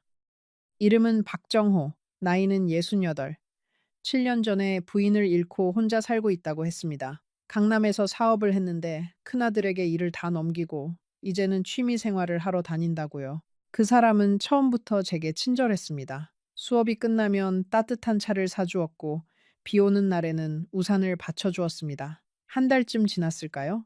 어느 저녁 그 사람이 저를 조용한 한정식 집으로 데려가더니 정중하게 말했습니다. 저와 결혼해 주시겠습니까? 둘 다 살 날이 얼마 남지 않았는데 남은 시간이라도 함께 보내고 싶습니다. 저는 그 말을 듣고 한참을 가만히 있었습니다. 가슴이 뛰는 게 아니라 시리고 멍한 기분이었지요. 저는 자식들에게 먼저 이야기를 했습니다. 큰딸은 부산에서 한 걸음에 올라왔습니다. 거실에 둘러앉은 자식들의 표정은 어두웠습니다. 큰딸이 가장 강하게 반대했습니다. 엄마, 그 나이에 무슨 결혼이에요? 게다가 그 사람이 진짜 어떤 사람인 줄 알고요? 돈 많은 사람이라는 게 더 의심스러워요. 둘째 아들도 미국에서 영상통화로 반대했습니다. 셋째 딸은 울먹이며 말했습니다. 엄마, 우리가 더 자주 찾아갈게요. 외로워서 그러신 거잖아요. 막내 아들만이 조용히 앉아 있다가 한마디 했습니다. 엄마가 정말 행복하실 수 있다면 저는 반대 안 해요. 다만 신중하게 결정하세요. 저는 그 밤에 잠을 이루지 못했습니다. 며칠을 고민한 끝에 저는 그 사람과 결혼하기로 했습니다. 자식들이 반대해도 결국은 제 인생이니까요. 게다가 그 사람은 결혼 전에 이미 재산 문제는 깨끗이 정리하겠습니다. 형식적인 혼인신고만 하시면 됩니다라고 약속했습니다. 저는 그 말을 믿었습니다. 사람을 믿었던 거지요. 살아보니 그게 가장 무서운 일이라는 걸 그때는 몰랐습니다. 결혼식은 가까운 가족들만 모여 작게 치렀습니다. 그 사람은 강남의 큰 아파트에 살고 있었습니다. 처음 그 집에 들어선 날, 저는 약간 주눅이 들었습니다. 거실 한쪽에 진열된 도자기들, 벽에 걸린 동양화, 새하얀 카펫. 제가 평생 살아온 세계와는 완전히 다른 곳이었지요. 그 사람은 저를 데리고 집안을 돌며 하나하나 설명해 주었습니다. 이 방은 당신이 쓰세요. 이 옷장은 당신 옷을 위한 거예요. 화장대는 안방 옆에 따로 마련했습니다. 저는 어색하게 웃으며 고개를 끄덕였습니다. 처음 한 주는 정말 신혼 같았습니다. 그 사람은 아침마다 저를 위해 직접 커피를 내려주었고 함께 산책을 나갔으며 저녁이면 식탁에 마주 앉아 하루를 이야기했습니다. 저는 가끔 거실에 앉아 창밖의 한강을 바라보며 이런 생각을 했습니다. 내가 이런 호사를 누려도 되는 걸까? 첫 남편에게 미안하지는 않을까? 하지만 그 사람의 다정한 말 한마디에 그런 생각은 곧 흩어졌습니다. 그 사람은 저를 데리고 백화점에 가기도 했습니다. 명동의 한 백화점에서 그 사람은 매장 직원에게 정중하게 부탁했지요. 이 사람한테 어울리는 옷 좀 골라주세요. 평생 자기 옷에 돈 한 번 제대로 써본 적 없는 사람입니다. 직원은 환하게 웃으며 저를 탈의실로 안내했습니다. 거울 앞에 새 옷을 입고 선 저는 어쩐지 그 사람이 아닌 것 같은 낯선 여자를 바라보고 있었습니다. 분식집에서 떡볶이 국물이 튄 앞치마를 두르던 여자가 어느 날 갑자기 강남 백화점의 거울 앞에 서 있는 거였지요. 그날 저녁 그 사람은 식탁에서 제 손을 잡고 말했습니다. 당신 오늘 정말 고왔소. 옛날부터 이런 옷 입고 다녔어야 할 사람을 너무 늦게 만났구려. 저는 그 말에 어쩐지 가슴이 시렸습니다. 그 사람은 저녁 식사 후에는 종종 옛날 이야기를 들려주었습니다. 자기가 어떻게 사업을 일으켰는지, 첫 부인이 어떤 사람이었는지, 자식들을 어떻게 키웠는지, 첫 부인 이야기를 할 때 그 사람의 눈빛은 어딘가 멀어졌지요. 그 사람은 좋은 사람이었소. 다만 마지막에 너무 오래 아팠소. 7년을 누워 지내다가 갔소. 그 시간이 자식들에게는 너무 길었나 봐요. 저는 그 말의 행간을 어렴풋이 짐작했습니다. 자식들은 그 7년 동안 어머니를 보면서 동시에 아버지의 다음 시간도 함께 보고 있었던 거지요.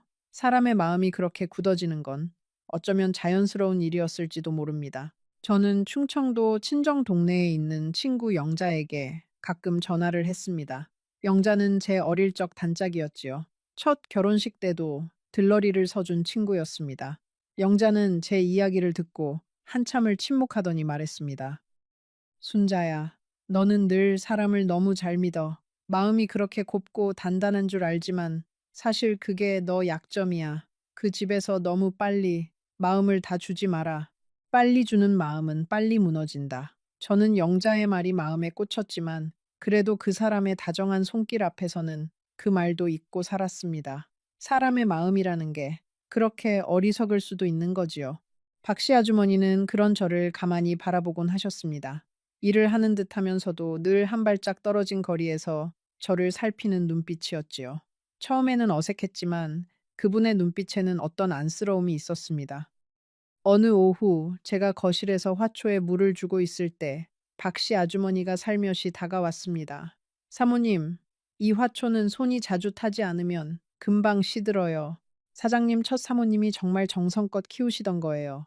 10년이 넘은 화초입니다. 저는 그 말을 듣고 잠시 손을 멈췄지요. 10년이 넘은 화초 앞에서 저는 2달도 채 되지 않은 새 안주인이었습니다. 그 거리감이 갑자기 사무쳤습니다.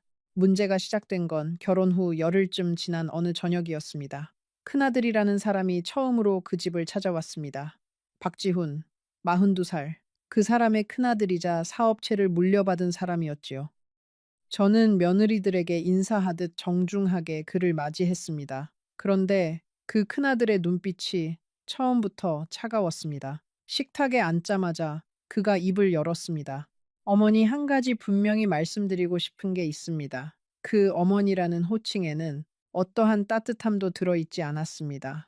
아버지 재산은 이미 저희 형제 명의로 정리되어 있습니다. 어머니께서 혼자 살림하시는데 불편함이 없도록 매달 생활비는 충분히 드릴 겁니다. 다만 그 이상의 어떤 권리도 주장하지 않으셨으면 합니다.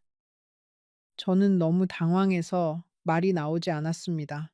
그 사람은 옆에서 그저 묵묵히 식사를 했습니다. 한마디도 거들지 않았습니다. 저는 그제야 무언가 잘못되었다는 걸 어렴풋이 느꼈지만 그 느낌의 실체가 무엇인지는 알 수 없었습니다. 그날 밤 침실에 누워 저는 조용히 그 사람에게 물었습니다. 여보, 아까 큰아들이 한 말은 무슨 뜻이에요? 그 사람은 천장을 바라보며 한참을 침묵하다가 말했습니다. 신경 쓰지 마요. 자식들이 다 그렇지 뭐. 당신과 나는 그냥 이렇게 잘 살면 돼요. 그 말은 위로처럼 들렸지만 어딘가 빈자리가 있었습니다. 마치 정작 중요한 부분을 슬쩍 비켜가는 듯한 느낌이었지요. 며칠 뒤, 저는 그 집의 도우미 아주머니로부터 충격적인 이야기를 들었습니다.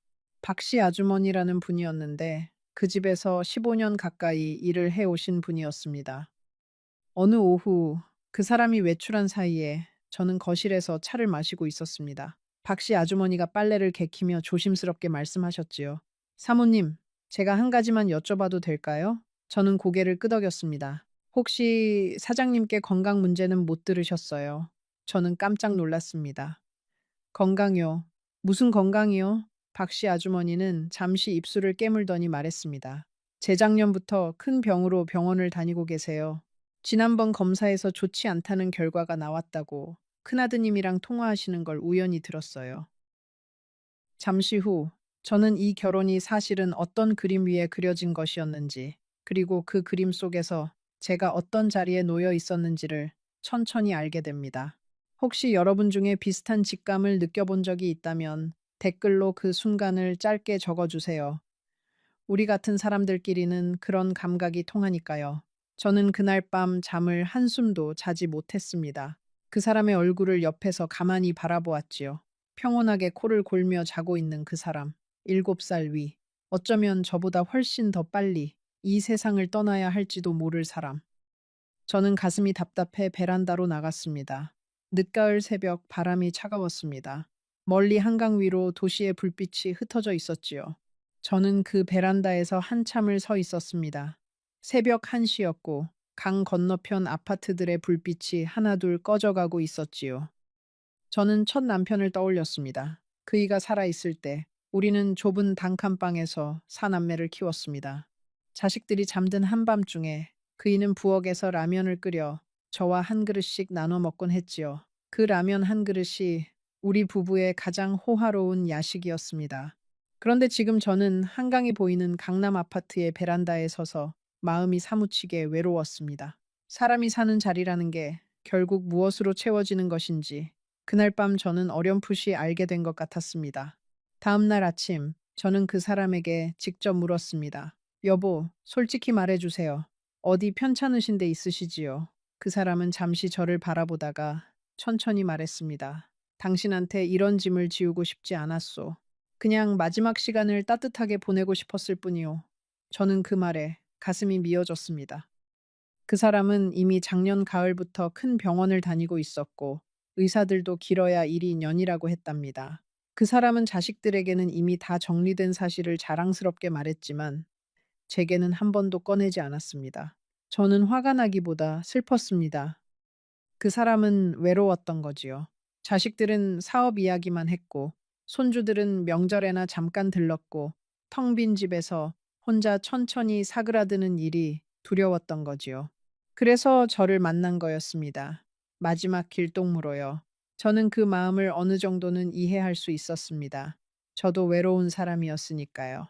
그래서 저는 결심했습니다. 이왕 시작한 인연 끝까지 잘해드리자고요. 그 사람의 손을 잡고 천천히 마지막 길을 함께 걷자고요. 자식들이 무슨 말을 하든 저는 이 사람의 아내이니까요. 그 결심이 얼마나 순진한 것이었는지 저는 곧 알게 됩니다. 그 무렵 부산에 사는 큰딸한테서 전화가 왔습니다. 큰딸은 처음 결혼식 이후로 한 번도 그 집에 와본 적이 없었지요. 멀어서이기도 했지만 처음부터 이 결혼을 받아들이지 못했기 때문이기도 했습니다. 엄마, 잘 지내세요. 큰딸의 목소리는 처음부터 차가웠습니다. 저는 일부러 밝게 말했지요. 응, 잘 지내. 너희들은 잘 있고, 큰딸은 한참을 침묵하더니 말했습니다. 엄마, 거기 어떠세요? 아저씨는 잘해주세요. 그쪽 자식들은요? 저는 잠시 망설이다가 말했습니다. 다들 잘해줘. 너무 걱정하지 마라. 큰딸은 한참 동안 가만히 듣고 있더니 한숨을 쉬며 말했습니다. 엄마, 솔직히 말씀해 주세요. 엄마, 목소리가 평소랑 달라요. 엄마, 안 좋은 일 있는 거 알아요. 우리가 못 가서 미안해요. 그렇지만 엄마, 너무 참지 마세요. 엄마는 늘 자식들 걱정시킬까봐 다 혼자 안고 가시는데 그러지 마세요. 저는 그 말에 가슴이 무너졌습니다. 큰딸의 그 한마디가 사실은 제가 2달 동안 가장 듣고 싶었던 말이었지요. 누구도 제게 엄마, 힘드시지요? 라고 묻지 않았으니까요. 저는 전화기를 들고 한참을 말하지 못했습니다. 큰딸도 제 침묵 안에 있는 답을 알아챈 것 같았지요. 엄마, 언제든 부산으로 내려오세요. 우리 집에 방 하나 있어요. 손주들도 엄마 보고 싶어 해요. 저는 작게 답했습니다. 고마워, 우리 딸. 그러고 전화를 끊었습니다. 전화기를 내려놓는데 손이 떨렸습니다. 거실 한쪽에 앉아 저는 한참 동안 그저 가만히 있었지요. 자식들이 반대했던 결혼이었습니다. 자식들이 옳았다는 걸 인정하는 것이 얼마나 어려운 일인지 그날 저는 깊이 깨달았습니다. 어머니라는 자리가 그렇습니다. 자식들 앞에서는 늘 옳은 결정을 한 사람이고 싶지요. 그러나 그 자리도 결국 무너질 수 있다는 걸 저는 그 2달 동안 배웠습니다. 사람의 결정이라는 게 다 옳을 수만은 없으니까요. 다만 그 결정의 결과를 어떻게 받아들일 것인가가 더 중요한 거지요. 저는 그날 처음으로 자식들에게 엄마가 잘못 생각했다고 말할 용기를 마음 한구석에 조금씩 키우기 시작했습니다. 큰아들 부부가 본격적으로 그 집을 드나들기 시작한 건 그 다음 주부터였습니다. 큰 며느리 윤정은 40살 정도 된 깔끔한 여자였습니다. 처음 만났을 때는 인사도 정중했습니다. 하지만 그녀는 들어올 때마다 거실 구석구석을 살피는 버릇이 있었습니다. 마치 무언가 사라진 게 없는지 확인하는 사람처럼요. 저는 처음에는 그게 그냥 깔끔한 성격이려니 생각했습니다. 윤정은 처음 일주일 동안은 거의 매일 들렀습니다. 손에는 늘 꽃다발이나 한과 상자가 들려 있었지요. 표면적인 인사는 늘 정중했습니다. 어머님, 식사는 잘 챙겨 드셨어요. 아버님 약은 시간 맞춰 드시지요. 그러나 그 말끝에는 항상 한 가지 질문이 따라 붙었습니다. 어머님, 혹시 아버님이 어떤 서류 같은 거 보여주신 적 있으세요? 작은 통장이라든지 도장 같은 거요. 처음에는 그저 며느리가 시아버지 일을 챙기는 정도로 들었지만 그 질문이 사흘 연속 반복되자 저는 어쩐지 등골이 서늘해졌습니다. 한 번은 윤정이 거실에서 저와 차를 마시던 중 갑자기 진지한 얼굴로 말했습니다.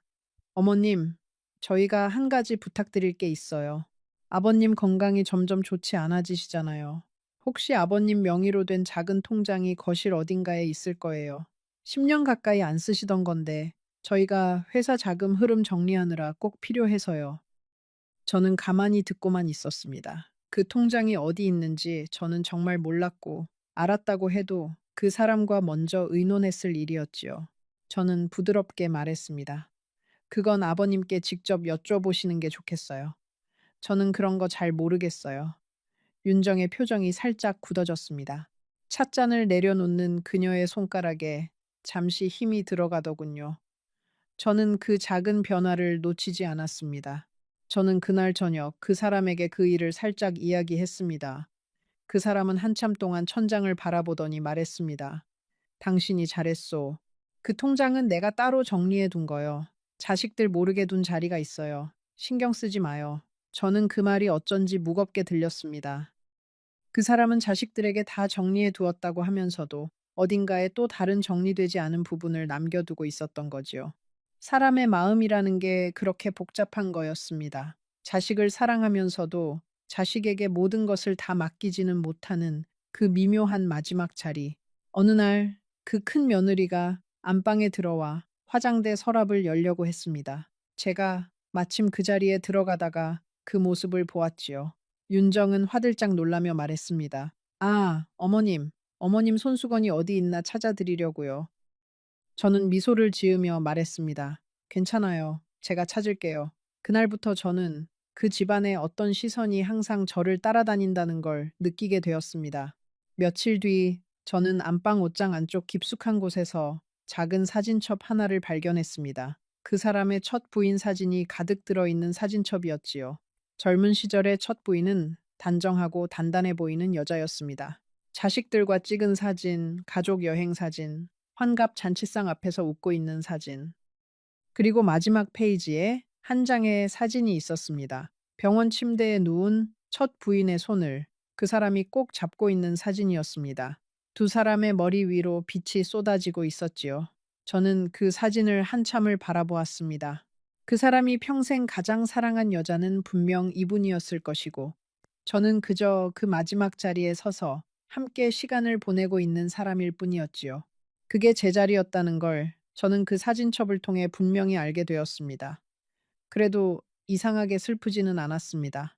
오히려 그 사람의 깊은 마음 한 자락을 본 것 같아 위로가 되기도 했지요. 그 시선은 둘째 아들 부부에게서도 똑같이 느껴졌습니다. 둘째 아들 박지석, 38, 작은 회사를 운영하는 사람이었지요. 그의 부인은 이름이 채영이었습니다. 채영은 큰 며느리보다 더 직접적이었습니다. 처음 만난 자리에서부터 제 옷차림을 머리부터 발끝까지 훑어보더니 말했습니다. 어머님, 옷이 좀 단순하시네요. 이 동네는 사람들 시선이 좀 있어서요.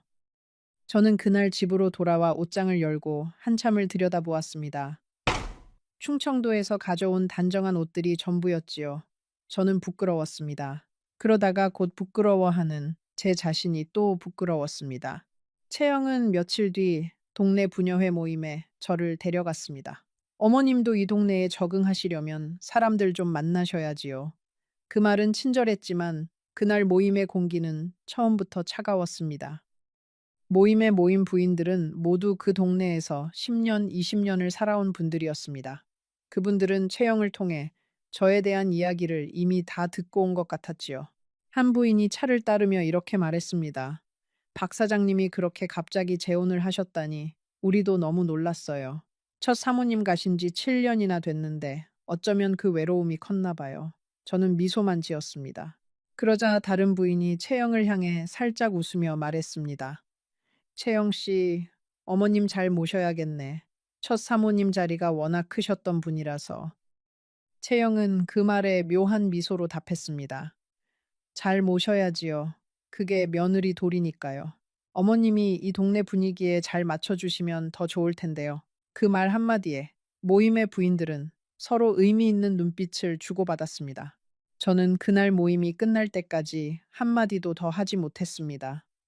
집으로 돌아오는 길, 채영은 운전대를 잡으며 명랑하게 말했습니다. 어머님, 다음 모임에는 옷차림 좀 신경 써보세요. 거기 분들 다 보는 눈이 있으셔서요. 저는 창밖을 바라보며 고개만 끄덕였습니다. 그날 밤 저는 침대에 누워 천장을 보며 제 이름을 가만히 불러보았습니다. 김순자. 충청도 깡촌에서 태어나 사남매를 키우고 분식집에서 떡볶이를 볶던 김순자. 그 김순자는 어디로 갔을까요? 강남의 침실 천장 아래 누워 고급 한복을 입고 부녀회 모임에 다녀온 김순자는 정말 김순자가 맞는 것일까요? 저는 어쩐지 제 이름조차도 낯설어진 것 같았습니다. 그날 밤 저는 첫 남편의 사진을 가방에서 꺼내 한참을 바라보았지요. 여보, 내가 잘하고 있는 걸까요? 사진 속의 첫 남편은 늘 그렇듯 묵묵히 웃고만 있었습니다. 자식들이 본격적으로 모인 건 결혼 한 달 만에 열린 그 사람의 생신 모임에서였습니다. 그 사람은 69번째 생일을 맞았습니다. 강남의 한 고급 한정식 집에 큰아들 부부, 둘째 아들 부부, 그리고 장성한 손주 둘이 모두 모였습니다. 저는 한복을 차려입고 그 사람 옆자리에 앉았습니다. 가족들의 인사를 받으며 저는 그날 처음으로 그 가족의 진짜 모습을 보았습니다. 식사가 시작되자마자 큰아들이 잔을 들고 일어섰습니다. 아버지, 건강하세요. 그리고 한 가지 보고 드릴 게 있습니다. 그러더니 그는 봉투 하나를 식탁 위에 올렸습니다. 삼청동 빌딩명의 이전 건은 다음 주에 마무리될 것 같습니다. 변호사가 다 정리해 두었어요. 그 사람은 고개를 끄덕였습니다. 저는 그 자리에서 처음 들어보는 이야기였습니다. 삼청동 빌딩이라니요. 저는 가만히 잔을 만지작거렸습니다. 둘째 아들도 잔을 들었습니다. 저도 회사 자금 운영권은 변호사님이랑 다 상의해서 진행하고 있습니다. 큰형 이름으로 정리하는 걸로요.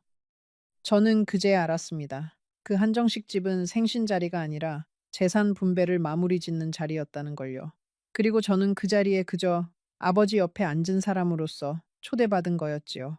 식사가 끝나갈 무렵 큰 며느리 윤정이 자연스럽게 화제를 돌렸습니다. 어머님은 어떠세요? 충청도 고향에는 자주 내려가시나요? 저는 미소를 지으며 대답했습니다. 친정은 다 떠나서 이제 내려갈 일이 별로 없어요. 그러자 채영이 끼어들었습니다. 어머님, 그래도 친구분들 만나러 가끔 가시는 게 좋지 않을까요? 아버님도 좀 쉬셔야 하니까요. 그 말의 결을 제가 못 알아들었을 리가 없지요. 저는 아무 말도 하지 않았습니다. 그 자리에서 큰아들의 부인 윤정이 한마디를 더 보탰습니다. 그래요, 어머님. 아버님 건강이 요즘 안 좋으셔서 어머님까지 신경 쓰시면 더 힘드세요. 가끔 친정에 다녀오시면서 마음을 좀 푸시는 게 좋을 거예요. 손주들도 그 자리에서 듣고 있었습니다. 큰 손녀가 어색하게 웃으며 저를 보았지요. 저는 그 손녀의 눈을 보았습니다. 어린 손녀의 눈빛에는 어떤 미안함이 살짝 떠올라 있었습니다. 하지만 그 손녀도 결국은 그 가족의 일원이었지요. 어른들이 만들어 놓은 그림 안에서 어린아이가 무엇을 할 수 있겠어요. 그 손녀는 곧 시선을 내리깔고 자기 앞에 음식만 먹기 시작했습니다. 식사가 끝날 무렵 둘째 며느리 채영이 사진을 찍자며 모두를 모았습니다. 그 사람은 가운데에 앉았습니다. 큰아들 부부, 둘째 아들 부부, 손주 둘이 그 사람을 둘러쌌지요. 저는 자리에서 일어나 그 사람 옆에 서려고 했습니다. 그러자 채영이 명랑하게 말했습니다. 어머님, 이 사진은 가족 사진이라서요. 한 장만 따로 찍으면 안 되겠지요. 죄송해요. 저는 잠시 그 자리에 멈춰 섰습니다. 그러다가 조용히 한 발 물러나 식탁 옆 의자에 앉았지요. 사진사가 카메라 셔터를 눌렀습니다. 한 장, 두 장, 세 장. 그 사람도 한마디 하지 않았습니다. 저를 향해 슬픈 듯한 눈길 한 번을 보낸 것 외에는요. 그날의 그 잠깐, 저는 그 자리에서 사라진 사람이 되었습니다. 집으로 돌아오는 차 안에서 그 사람은 피곤하다며 눈을 감았습니다. 저는 창밖의 한강 야경을 바라보았습니다. 그날 밤, 저는 처음으로 베란다에서 혼자 울었습니다. 소리 없이 흐르는 눈물을 손등으로 닦으며 저는 한참을 그렇게 서 있었지요. 다음 날 아침, 저는 한 가지 결심을 했습니다. 저는 그 사람에게 직접 말했습니다. 여보, 우리 둘이서 조용히 살았으면 해요. 자식들 일은 자식들 일이고, 우리 사이에 끼어들지 않게 해주세요. 그 사람은 가만히 제 손을 잡았습니다. 미안하오. 자식들이 좀 그렇소. 내가 잘 말해두겠소. 저는 그 말에 위로받았습니다. 하지만 그 위로가 얼마나 짧은 것이었는지 며칠 뒤 저는 다시 알게 됩니다. 그 사이 저는 친구 영자에게 또 한 번 전화를 했습니다. 영자는 제 목소리를 듣자마자 알아챘지요. 순자야, 너 안 좋은 일 있구나. 무슨 일이야? 저는 잠시 망설이다가 천천히 그날 한정식 집자리 이야기를 했습니다. 가족 사진에서 빠진 일까지요. 영자는 한참을 침묵하더니 말했습니다. 순자야, 내가 너한테 한 가지만 물어볼게. 너 그 집에서 잠 잘 잘 수 있어. 밥은 잘 넘어가니? 그 집 거실에서 마음 편히 텔레비전 한 번 본 적 있어. 저는 그 질문에 답을 하지 못했습니다. 영자는 부드럽게 말했습니다. 잘 수 없고 못 넘기고 마음 편한 적 한 번 없으면 그 집은 너 자리가 아니야. 사람이 어디서 살아야 하는지는 그 사람 몸이 먼저 알아. 저는 전화를 끊고 한참을 가만히 앉아 있었습니다. 영자의 말이 가슴 깊은 곳에 박혔지요. 그날부터 저는 그 집의 여러 곳을 새로운 눈으로 다시 살피기 시작했습니다. 생신 모임이 끝나고 일주일쯤 지난 어느 오후였습니다. 그 사람은 병원에 정기검진을 갔고 저는 혼자 집에 있었습니다. 박 씨 아주머니도 그날따라 일찍 퇴근하셨지요. 거실 소파에서 책을 읽고 있는데 현관문이 열리는 소리가 났습니다. 큰 며느리 윤정이었습니다. 그녀는 저를 보고 잠시 멈칫하더니 곧 자연스럽게 인사를 했습니다. 어머님, 안녕하세요. 아버님 안 계세요. 병원 가셨어요. 무슨 일이세요? 그녀는 미소를 지으며 말했습니다. 아, 그냥 서류 좀 챙기러 왔어요. 아버님 서재에 두고 가신 게 있어서요. 윤정은 망설임 없이 그 사람의 서재로 들어갔습니다. 저는 거실에서 가만히 앉아 있었지만 마음 한구석이 불편했습니다. 그래서 저도 모르게 자리에서 일어나 서재 쪽으로 갔지요. 서재 문은 살짝 열려 있었습니다. 그 안에서 윤정은 서랍을 열고 무언가를 빠르게 챙기고 있었습니다. 그녀의 가방에는 이미 봉투 몇 개가 들어가 있었지요. 저는 잠시 숨을 멈추었습니다. 며느님, 무슨 서류 찾고 계세요? 제가 문 앞에서 조용히 말하자 윤정이 깜짝 놀라며 돌아보았습니다. 아, 어머님, 그게 아버님께서 부탁하신 거예요. 회사 관련 서류라서요. 저는 그녀의 얼굴을 가만히 보았습니다. 그녀의 눈동자가 흔들리고 있었습니다. 아버님께서 직접 부탁하신 거라면 제가 한번 전화해 볼게요. 제가 그렇게 말하자 윤정의 표정이 굳어졌습니다. 어머님, 솔직히 말씀드릴게요. 아버님 건강이 안 좋으셔서 저희가 미리 정리해둬야 할 게 좀 있어요. 어머님께 일일이 다 말씀드리기는 좀 그렇잖아요.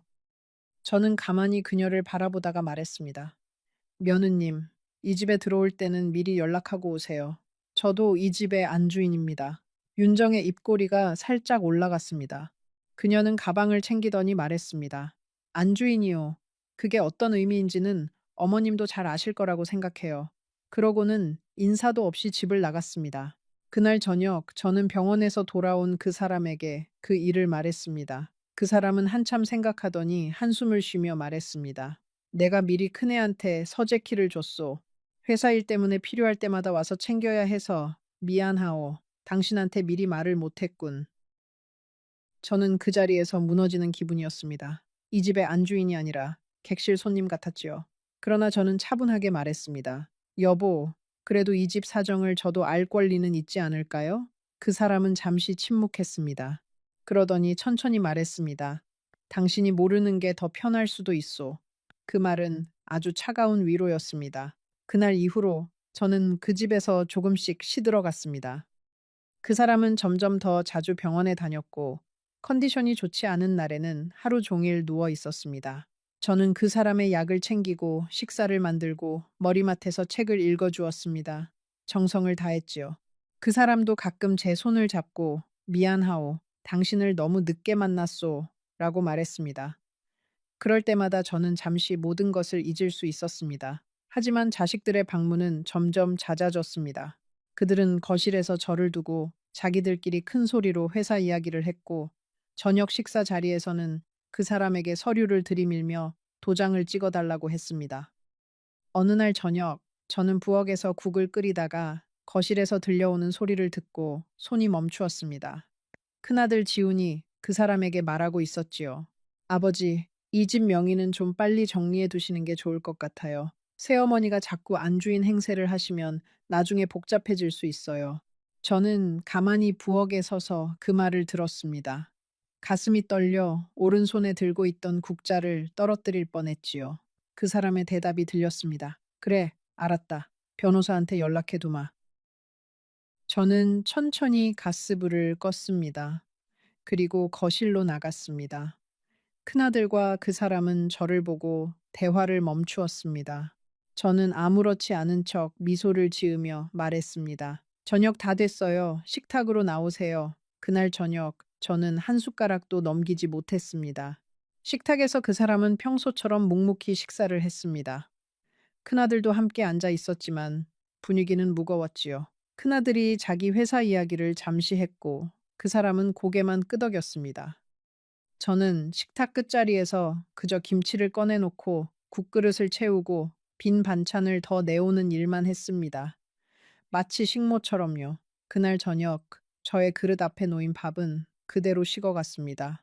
큰아들이 식사를 마치고 일어서며 말했습니다. 아버지, 다음 주에 변호사님 모시고 다시 올게요. 그 사람은 고개를 끄덕였지요. 큰아들은 저를 향해 형식적으로 짧게 인사를 하고는 그 집을 나갔습니다. 저는 그날 식탁을 정리하면서 손이 자꾸 떨렸습니다. 박씨 아주머니가 옆에서 가만히 그릇을 받아주셨지요. 한마디도 하지 않고요. 저는 그 침묵 속에서 어쩐지 따뜻함을 느꼈습니다. 같은 마음을 가진 사람이 옆에 있다는 것만으로도 위로가 되었거든요. 그날 밤 저는 침대에 누워 그 사람에게 조용히 물었습니다. 여보, 저는 이 집에서 어떤 사람이에요? 그 사람은 한참 천장을 보다가 말했습니다. 당신은 내 아내요. 그게 전부요. 저는 다시 물었습니다. 그러면 왜 저를 점점 더 멀리 두려고 하시지요? 그 사람은 조용히 말했습니다. 내가 멀리 두는 게 아니오. 자식들이 그렇소. 내가 죽고 나면 당신 혼자 이 집에서 어떻게 살겠소. 그래서 미리 정리해 두는 거요. 당신은 충분한 생활비를 받게 될 거요. 그건 약속하오. 그 말은 다정한 듯 들렸지만 사실은 마지막 결정이 이미 다 끝났음을 알리는 통보였습니다. 저는 침대에서 가만히 천장을 보았습니다. 첫 남편이 살아있다면 어떤 표정을 지을까 생각했지요. 가난해도 따뜻했던 그 시절이 그 좁은 집 부엌에서 함께 끓여 먹던 콩나물국이 갑자기 사무치게 그리웠습니다. 다음 날 아침, 저는 막내 아들에게 전화를 했습니다. 아들아, 엄마 한번 만나러 올 수 있겠니? 막내는 그날 저녁 곧장 강남으로 왔습니다. 그 사람이 잠든 시간을 틈타 저는 막내와 거실에서 조용히 이야기를 나누었습니다. 저는 처음으로 모든 것을 털어놓았지요. 그 사람의 병에 대해, 자식들의 시선에 대해, 큰 며느리가 서재에서 서류를 가져갔던 일에 대해, 그리고 그날 밤 들었던 대화에 대해서요. 막내는 가만히 듣고 있었습니다. 한 번도 끼어들지 않았지요. 제 이야기가 다 끝났을 때 막내는 한참을 침묵하더니 말했습니다. 엄마, 이건 사랑으로 시작된 결혼이 아니에요. 그쪽은 마지막 길동무를 원했고, 그 자식들은 마지막까지 정리할 수 있는 시간을 원했어요. 엄마는 그 두 가지가 서로 어긋나는 자리에 끼어 있는 거예요. 잠시 후, 저는 그 자리에서 인생에서 가장 어려운 결정을 내리게 됩니다. 혹시 여러분이 저였다면 어떤 선택을 하셨을지 댓글로 짧게 적어주세요. 저는 정말 궁금합니다. 막내가 떠난 뒤 저는 거실 소파에 앉아 한참 동안 움직이지 않았습니다. 그 사람은 안방에서 약 기운에 잠들어 있었지요. 저는 그 사람의 평온한 숨소리를 듣고 있었습니다. 사람의 마음이라는 게 참 묘한 것이 한 사람을 사랑하는 마음과 그 사람의 가족 안에서 짓밟히고 있다는 자각이 동시에 한 가슴에 들어있을 수 있더라는 거지요. 저는 그 사람을 미워할 수가 없었습니다. 그 사람도 어떤 면에서는 그 가족의 가장 외로운 사람이었으니까요. 그러나 저는 또한 이 집에서 매일매일 깎여 나가고 있었습니다. 다음 날부터 저는 그 사람을 더 정성껏 돌보기 시작했습니다. 어쩌면 저는 무언가를 미리 결정하고 있었는지도 모릅니다. 마음 깊은 곳에서 이미 떠날 준비를 하고 있었기 때문에 남은 시간만큼은 후회 없이 잘해드리고 싶었던 거지요. 저는 매일 새벽에 일어나 그 사람이 좋아하는 무된장국을 끓였습니다. 물을 채 썰고 마른 멸치를 다듬고 된장을 풀고 그 사람의 입맛에 맞게 조금씩 간을 보면서요. 그 사람은 식탁에서 한 술을 떠 입에 넣고는 잠시 눈을 감았다가 말했습니다. 이 맛이요. 우리 어머니가 끓여주시던 그 맛. 평생 누구도 이 맛을 못 냈는데 당신이 이걸 어떻게 알았소?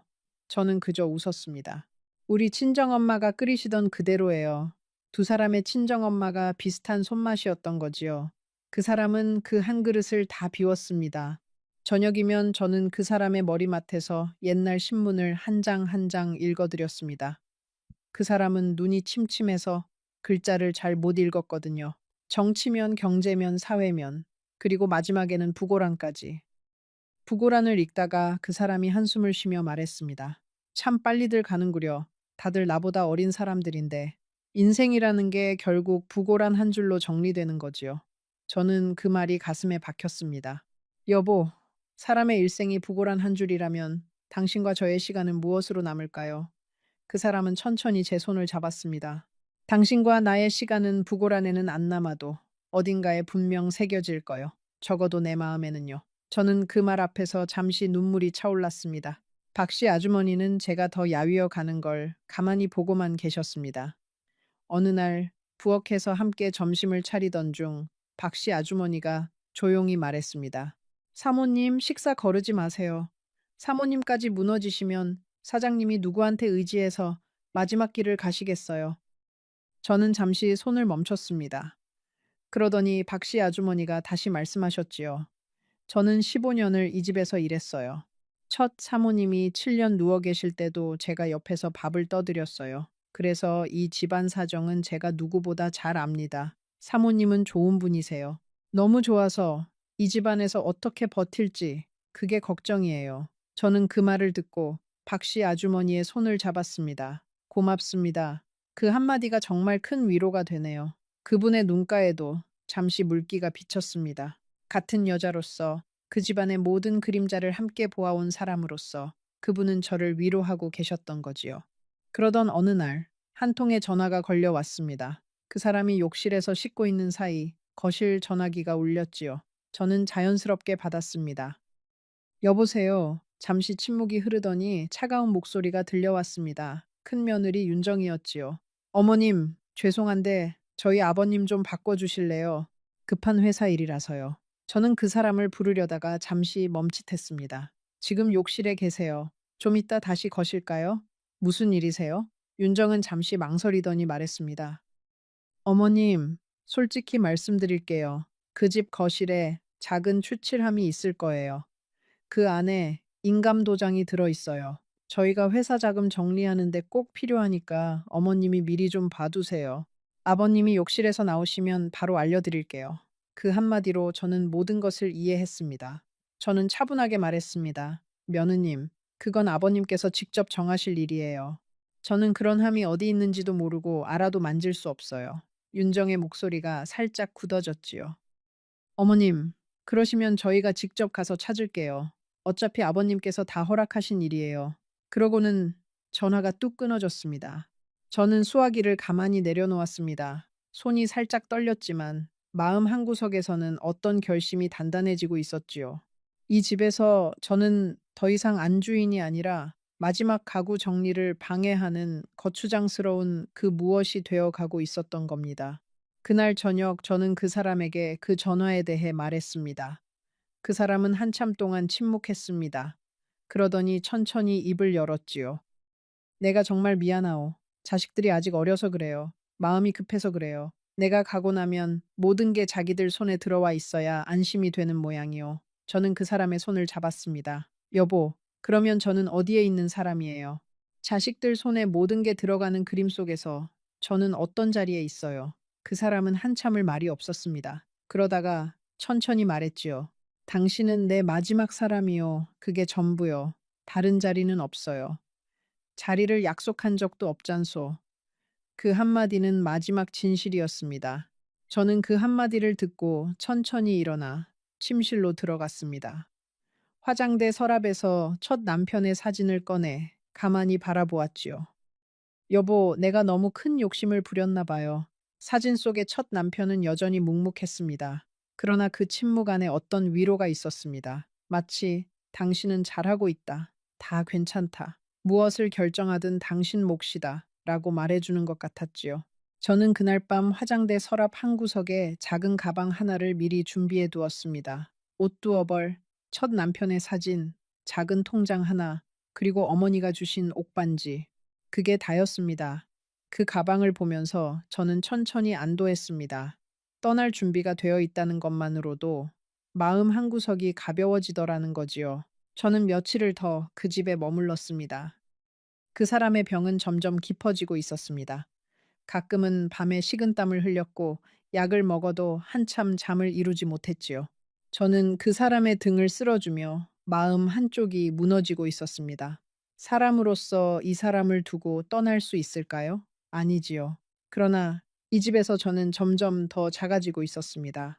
결정적인 순간은 결혼 2달째가 되던 그날에 찾아왔습니다. 그 사람이 큰 통증으로 응급실에 실려갔습니다. 저는 정신없이 따라가 응급실 앞 복도에서 밤을 새웠지요. 새벽이 되어 큰아들 부부와 둘째 아들 부부도 도착했습니다. 의사가 우리를 회의실로 불렀습니다. 의사는 그 사람의 상태가 생각보다 빨리 악화되었다고, 보호자가 결정해야 할 사안이 몇 가지 있다고 말했습니다. 응급실 복도는 차가웠습니다. 형광등 불빛 아래 사람들의 얼굴이 모두 회색빛으로 보였지요. 저는 그 사람의 침대 옆에 잠시 서 있었습니다. 그 사람의 손가락이 약간 떨리고 있었어요. 저는 그 손을 가만히 잡았습니다. 그 사람은 의식이 흐릿한 상태였지만 제 손길에 약간 반응을 보였지요. 입술이 말라 있어서 저는 옆에 있는 솜에 물을 묻혀 살짝 적셔드렸습니다. 그 순간 그 사람의 입가에 아주 희미한 미소가 떠올랐습니다. 그 미소는 분명 제가 누구인지 알아본 사람의 미소였습니다. 저는 그 한 번의 미소를 평생 잊지 못합니다. 그게 그 사람과 저 사이의 가장 진실한 한순간이었기 때문이지요. 그러는 사이 큰아들 부부와 둘째 아들 부부가 잇따라 도착했습니다. 그들은 응급실 복도에 들어서자마자 저를 한번 쓱 보고는 곧장 의사에게 다가가 자기들끼리 무언가를 이야기하기 시작했지요. 저는 그 자리에서 한 발 떨어져 있었습니다. 누구도 저에게 어떻게 된 건지를 묻지 않았습니다. 새벽 2시쯤 의사가 우리 모두를 회의실로 불렀습니다. 회의실에는 응급실 담당 의사, 그 사람의 주치의, 그리고 간호사 한 명이 앉아 있었습니다. 큰아들이 자연스럽게 가운데 자리에 앉았고, 둘째 아들이 그 옆에 앉았으며, 며느리들은 그 뒤로 자리를 잡았습니다. 저는 마지막으로 들어가 가장 구석자리에 앉았지요. 그리고 의사가 말했습니다. 법적 보호자분이 누구신가요?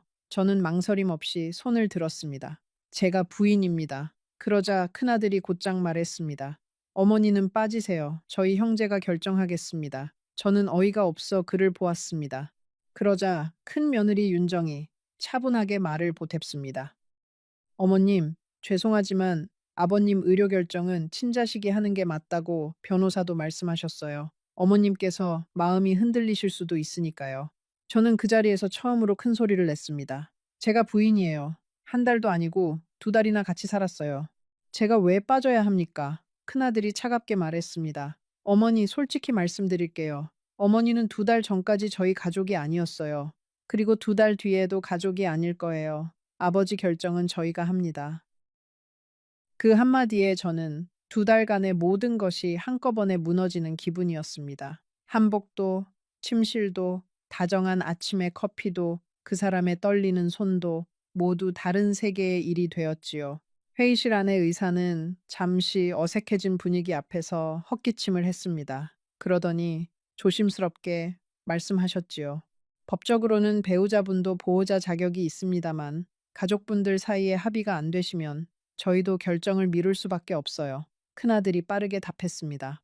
이미 변호사 통해서 다 정리되어 있는 부분이 있어요. 어머니 자리는 형식적인 결혼이고 의료 결정은 저희 친자식 형제가 합니다.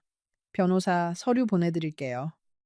저는 그 회의실에서 의자에 앉은 채 천천히 굳어갔습니다. 형식적인 결혼, 그 한마디가 제 가슴 깊은 곳에 박혔습니다. 2달 동안 새벽에 끓인 무된장국, 한복을 차려입고 따라간 한정식집, 머리맡에서 읽어드린 부고란, 베란다에서 흘린 눈물, 그 모든 것이 단 2단어로 정리되었지요. 형식적인 결혼. 저는 한참 동안 그 자리에 앉아 있었습니다. 일어설 힘이 나지 않았지요. 의사가 자식들에게 무언가를 설명하는 동안 저는 회의실 창문 밖의 하늘을 바라보았습니다. 새벽이 천천히 밝아오고 있었지요. 어딘가에서 비둘기 한 마리가 푸르륵 날아올랐습니다. 그 새벽의 회색 하늘을 보면서 저는 어쩐지 이상하게 마음이 차분해졌습니다. 더 이상 흔들리지 않기로, 더 이상 매달리지 않기로 결정했기 때문이었지요. 사람이 무언가를 결정한 순간에는 의외로 마음이 고요해진다는 걸 그날 알았습니다. 저는 회의실을 나와 응급실 복도에 우두커니 서 있었습니다. 한참을 그렇게 서 있다가 저는 그 사람의 침대 옆으로 갔습니다.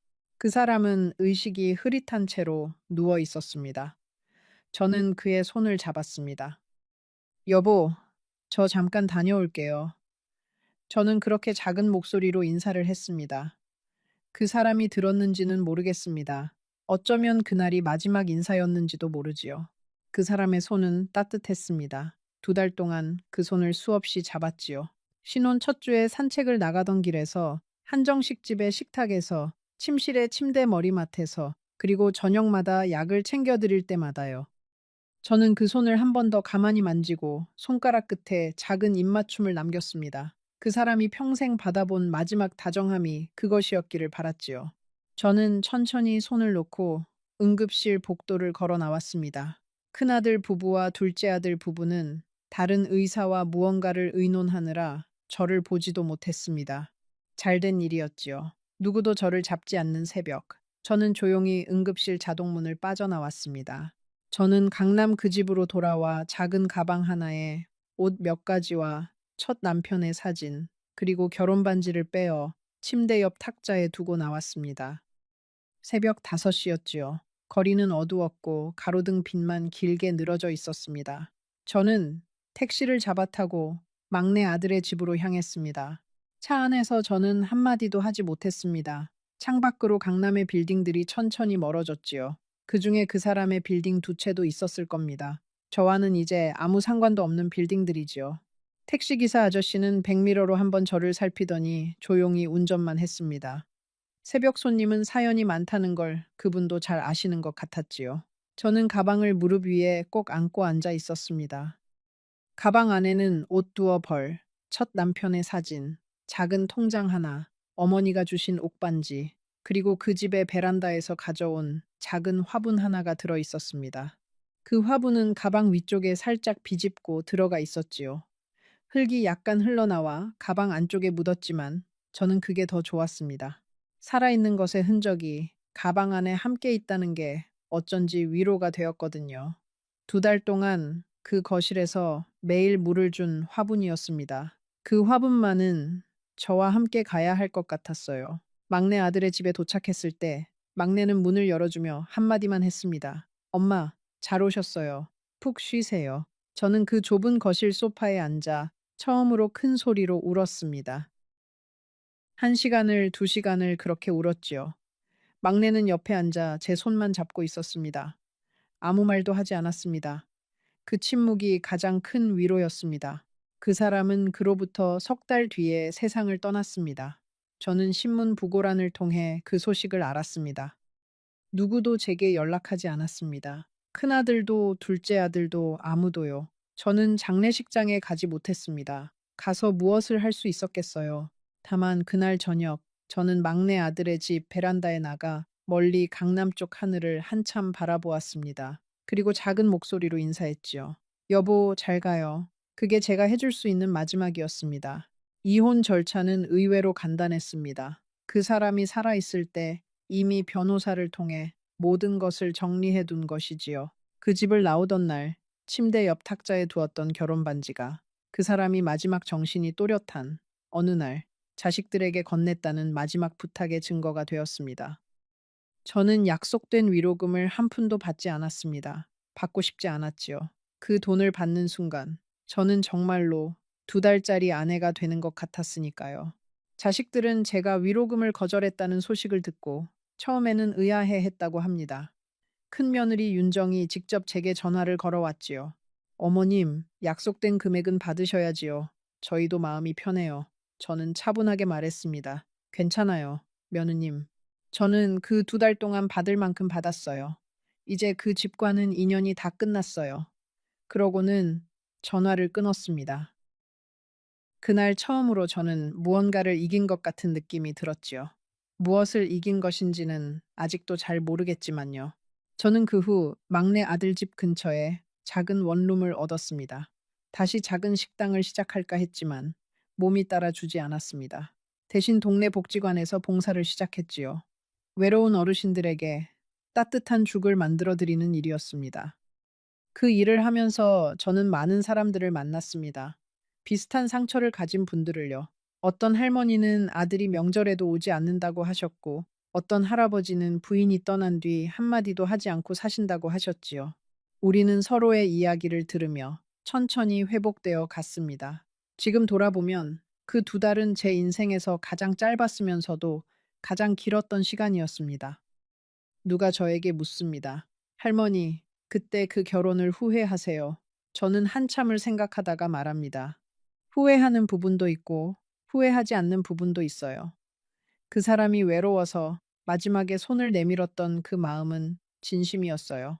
다만 그 진심이 그 집안 전체의 진심은 아니었던 거지요. 가끔 저는 그 사람을 떠올립니다. 첫 만남의 점잖던 모습, 한정식 집에서의 정중한 청혼, 신혼 첫 주 아침마다 끓여주던 커피, 그리고 응급실 침대에서 흐릿한 의식으로 누워있던 그 마지막 모습. 그 사람도 그 가족 안에서 외로운 사람이었습니다. 평생 사업으로 일군 모든 것을 자식들에게 넘기고 나니 자식들이 보는 건 아버지가 아니라 마지막 결제 도장이었으니까요. 그 사람은 그것을 아주 잘 알고 있었습니다. 그래서 저를 만난 거지요. 단지 잘못된 시기에 잘못된 방식으로요. 그리고 저는 그 두 달 동안 처음으로 알게 되었습니다. 늙음하게 사랑은 단순히 두 사람만의 일이 아니라는 것을요. 그 뒤에는 자식들이 있고 재산이 있고 평생의 관계망이 있다는 것을요. 그것을 모르고 시작한 결혼은 결국 누군가에게 깊은 상처를 남기게 되어 있다는 것을요. 여러분, 혹시 늙음하게 새로운 사람을 만나려고 하시거든 한 가지만 기억해 주세요. 그 사람의 마음만 보지 마시고 그 사람의 가족을 보세요. 그리고 더 중요한 건 그 가족 속에서 당신이 어떤 자리에 놓일지를 보세요. 사랑이라는 단어 하나로 모든 것을 해결할 수 있는 나이는 우리에게 이미 지나갔으니까요. 저는 이제 72이 되었습니다. 막내 아들이 손주를 데리고 가끔 옵니다. 봉사하던 복지관에서는 친구도 몇 명 사귀었습니다. 첫 남편의 사진은 여전히 책상 위에 놓여 있고 그 옆에는 작은 화분 하나가 있습니다. 두 달간 살았던 그 강남 집의 베란다에 있던 화분과 똑같은 종류의 화분이지요. 그 집을 나오던 날, 저는 그 화분만은 가져왔습니다. 무슨 마음이었는지 저도 모르겠습니다. 가끔 저는 그 화분을 보면서 생각합니다. 사람의 인생은 결국 어느 자리에 뿌리를 두느냐의 문제가 아닐까. 화려한 거실의 화분이라도 진짜 주인이 없으면 결국 시들고 좁은 원룸의 화분이라도 매일 손길이 닿으면 푸르게 자랍니다. 저는 두 달간의 강남집에서 시들고 있었지요. 그러나 막내 아들 집 근처의 이 작은 원룸에서 저는 다시 천천히 푸르러지고 있습니다. 여러분, 제 이야기는 여기서 끝이 납니다. 어쩌면 누군가에게는 너무 평범한 이야기일지도 모르지요. 부자 영감과의 두 달짜리 결혼, 자식들의 차가운 시선, 응급실 복도에서의 마지막 인사, 새벽 5시에 들고 나온 작은 가방 하나. 흔하다면 흔한 이야기일 겁니다. 하지만 이 이야기 속의 한 사람 한 사람은 실제로 그 시간을 살아낸 사람들이었습니다. 저처럼요. 마지막으로 한마디만 더 드리고 싶습니다. 늙음하게 외로운 분들이 정말 많습니다. 그 외로움을 누군가가 메워주기를 바라는 건 자연스러운 마음이지요. 그러나 그 외로움을 메우려고 너무 큰 그림 속으로 들어가지는 마세요. 어떤 그림은 우리를 위한 자리가 처음부터 없었기 때문입니다. 우리에게 정말 필요한 것은 화려한 거실이 아니라 매일 아침 따뜻한 한 그릇의 죽을 함께 나누어 먹을 수 있는 한 사람이라는 것을 저는 그 두 달 만에 알게 되었습니다. 부디 여러분도 자신의 마음에 귀를 기울여 주세요. 그리고 새로운 인연 앞에서는 심장이 뛰는 만큼 그 사람의 이면에 무엇이 있는지 다시 한번 차분히 살펴보세요. 저는 그것이 노년의 지혜라고 생각합니다. 이 이야기가 여러분의 마음 한구석을 건드렸다면 채널을 구독해 주세요. 우리 같은 사람들의 이야기가 계속 이어질 수 있도록요. 그리고 지금 화면에 나타난 다음 영상을 보러 가세요. 그 영상에는 오늘 들으신 이야기보다 훨씬 더 가슴 아픈 이야기가 여러분을 기다리고 있습니다. 절대 놓치지 말고 지금 바로 시청하세요.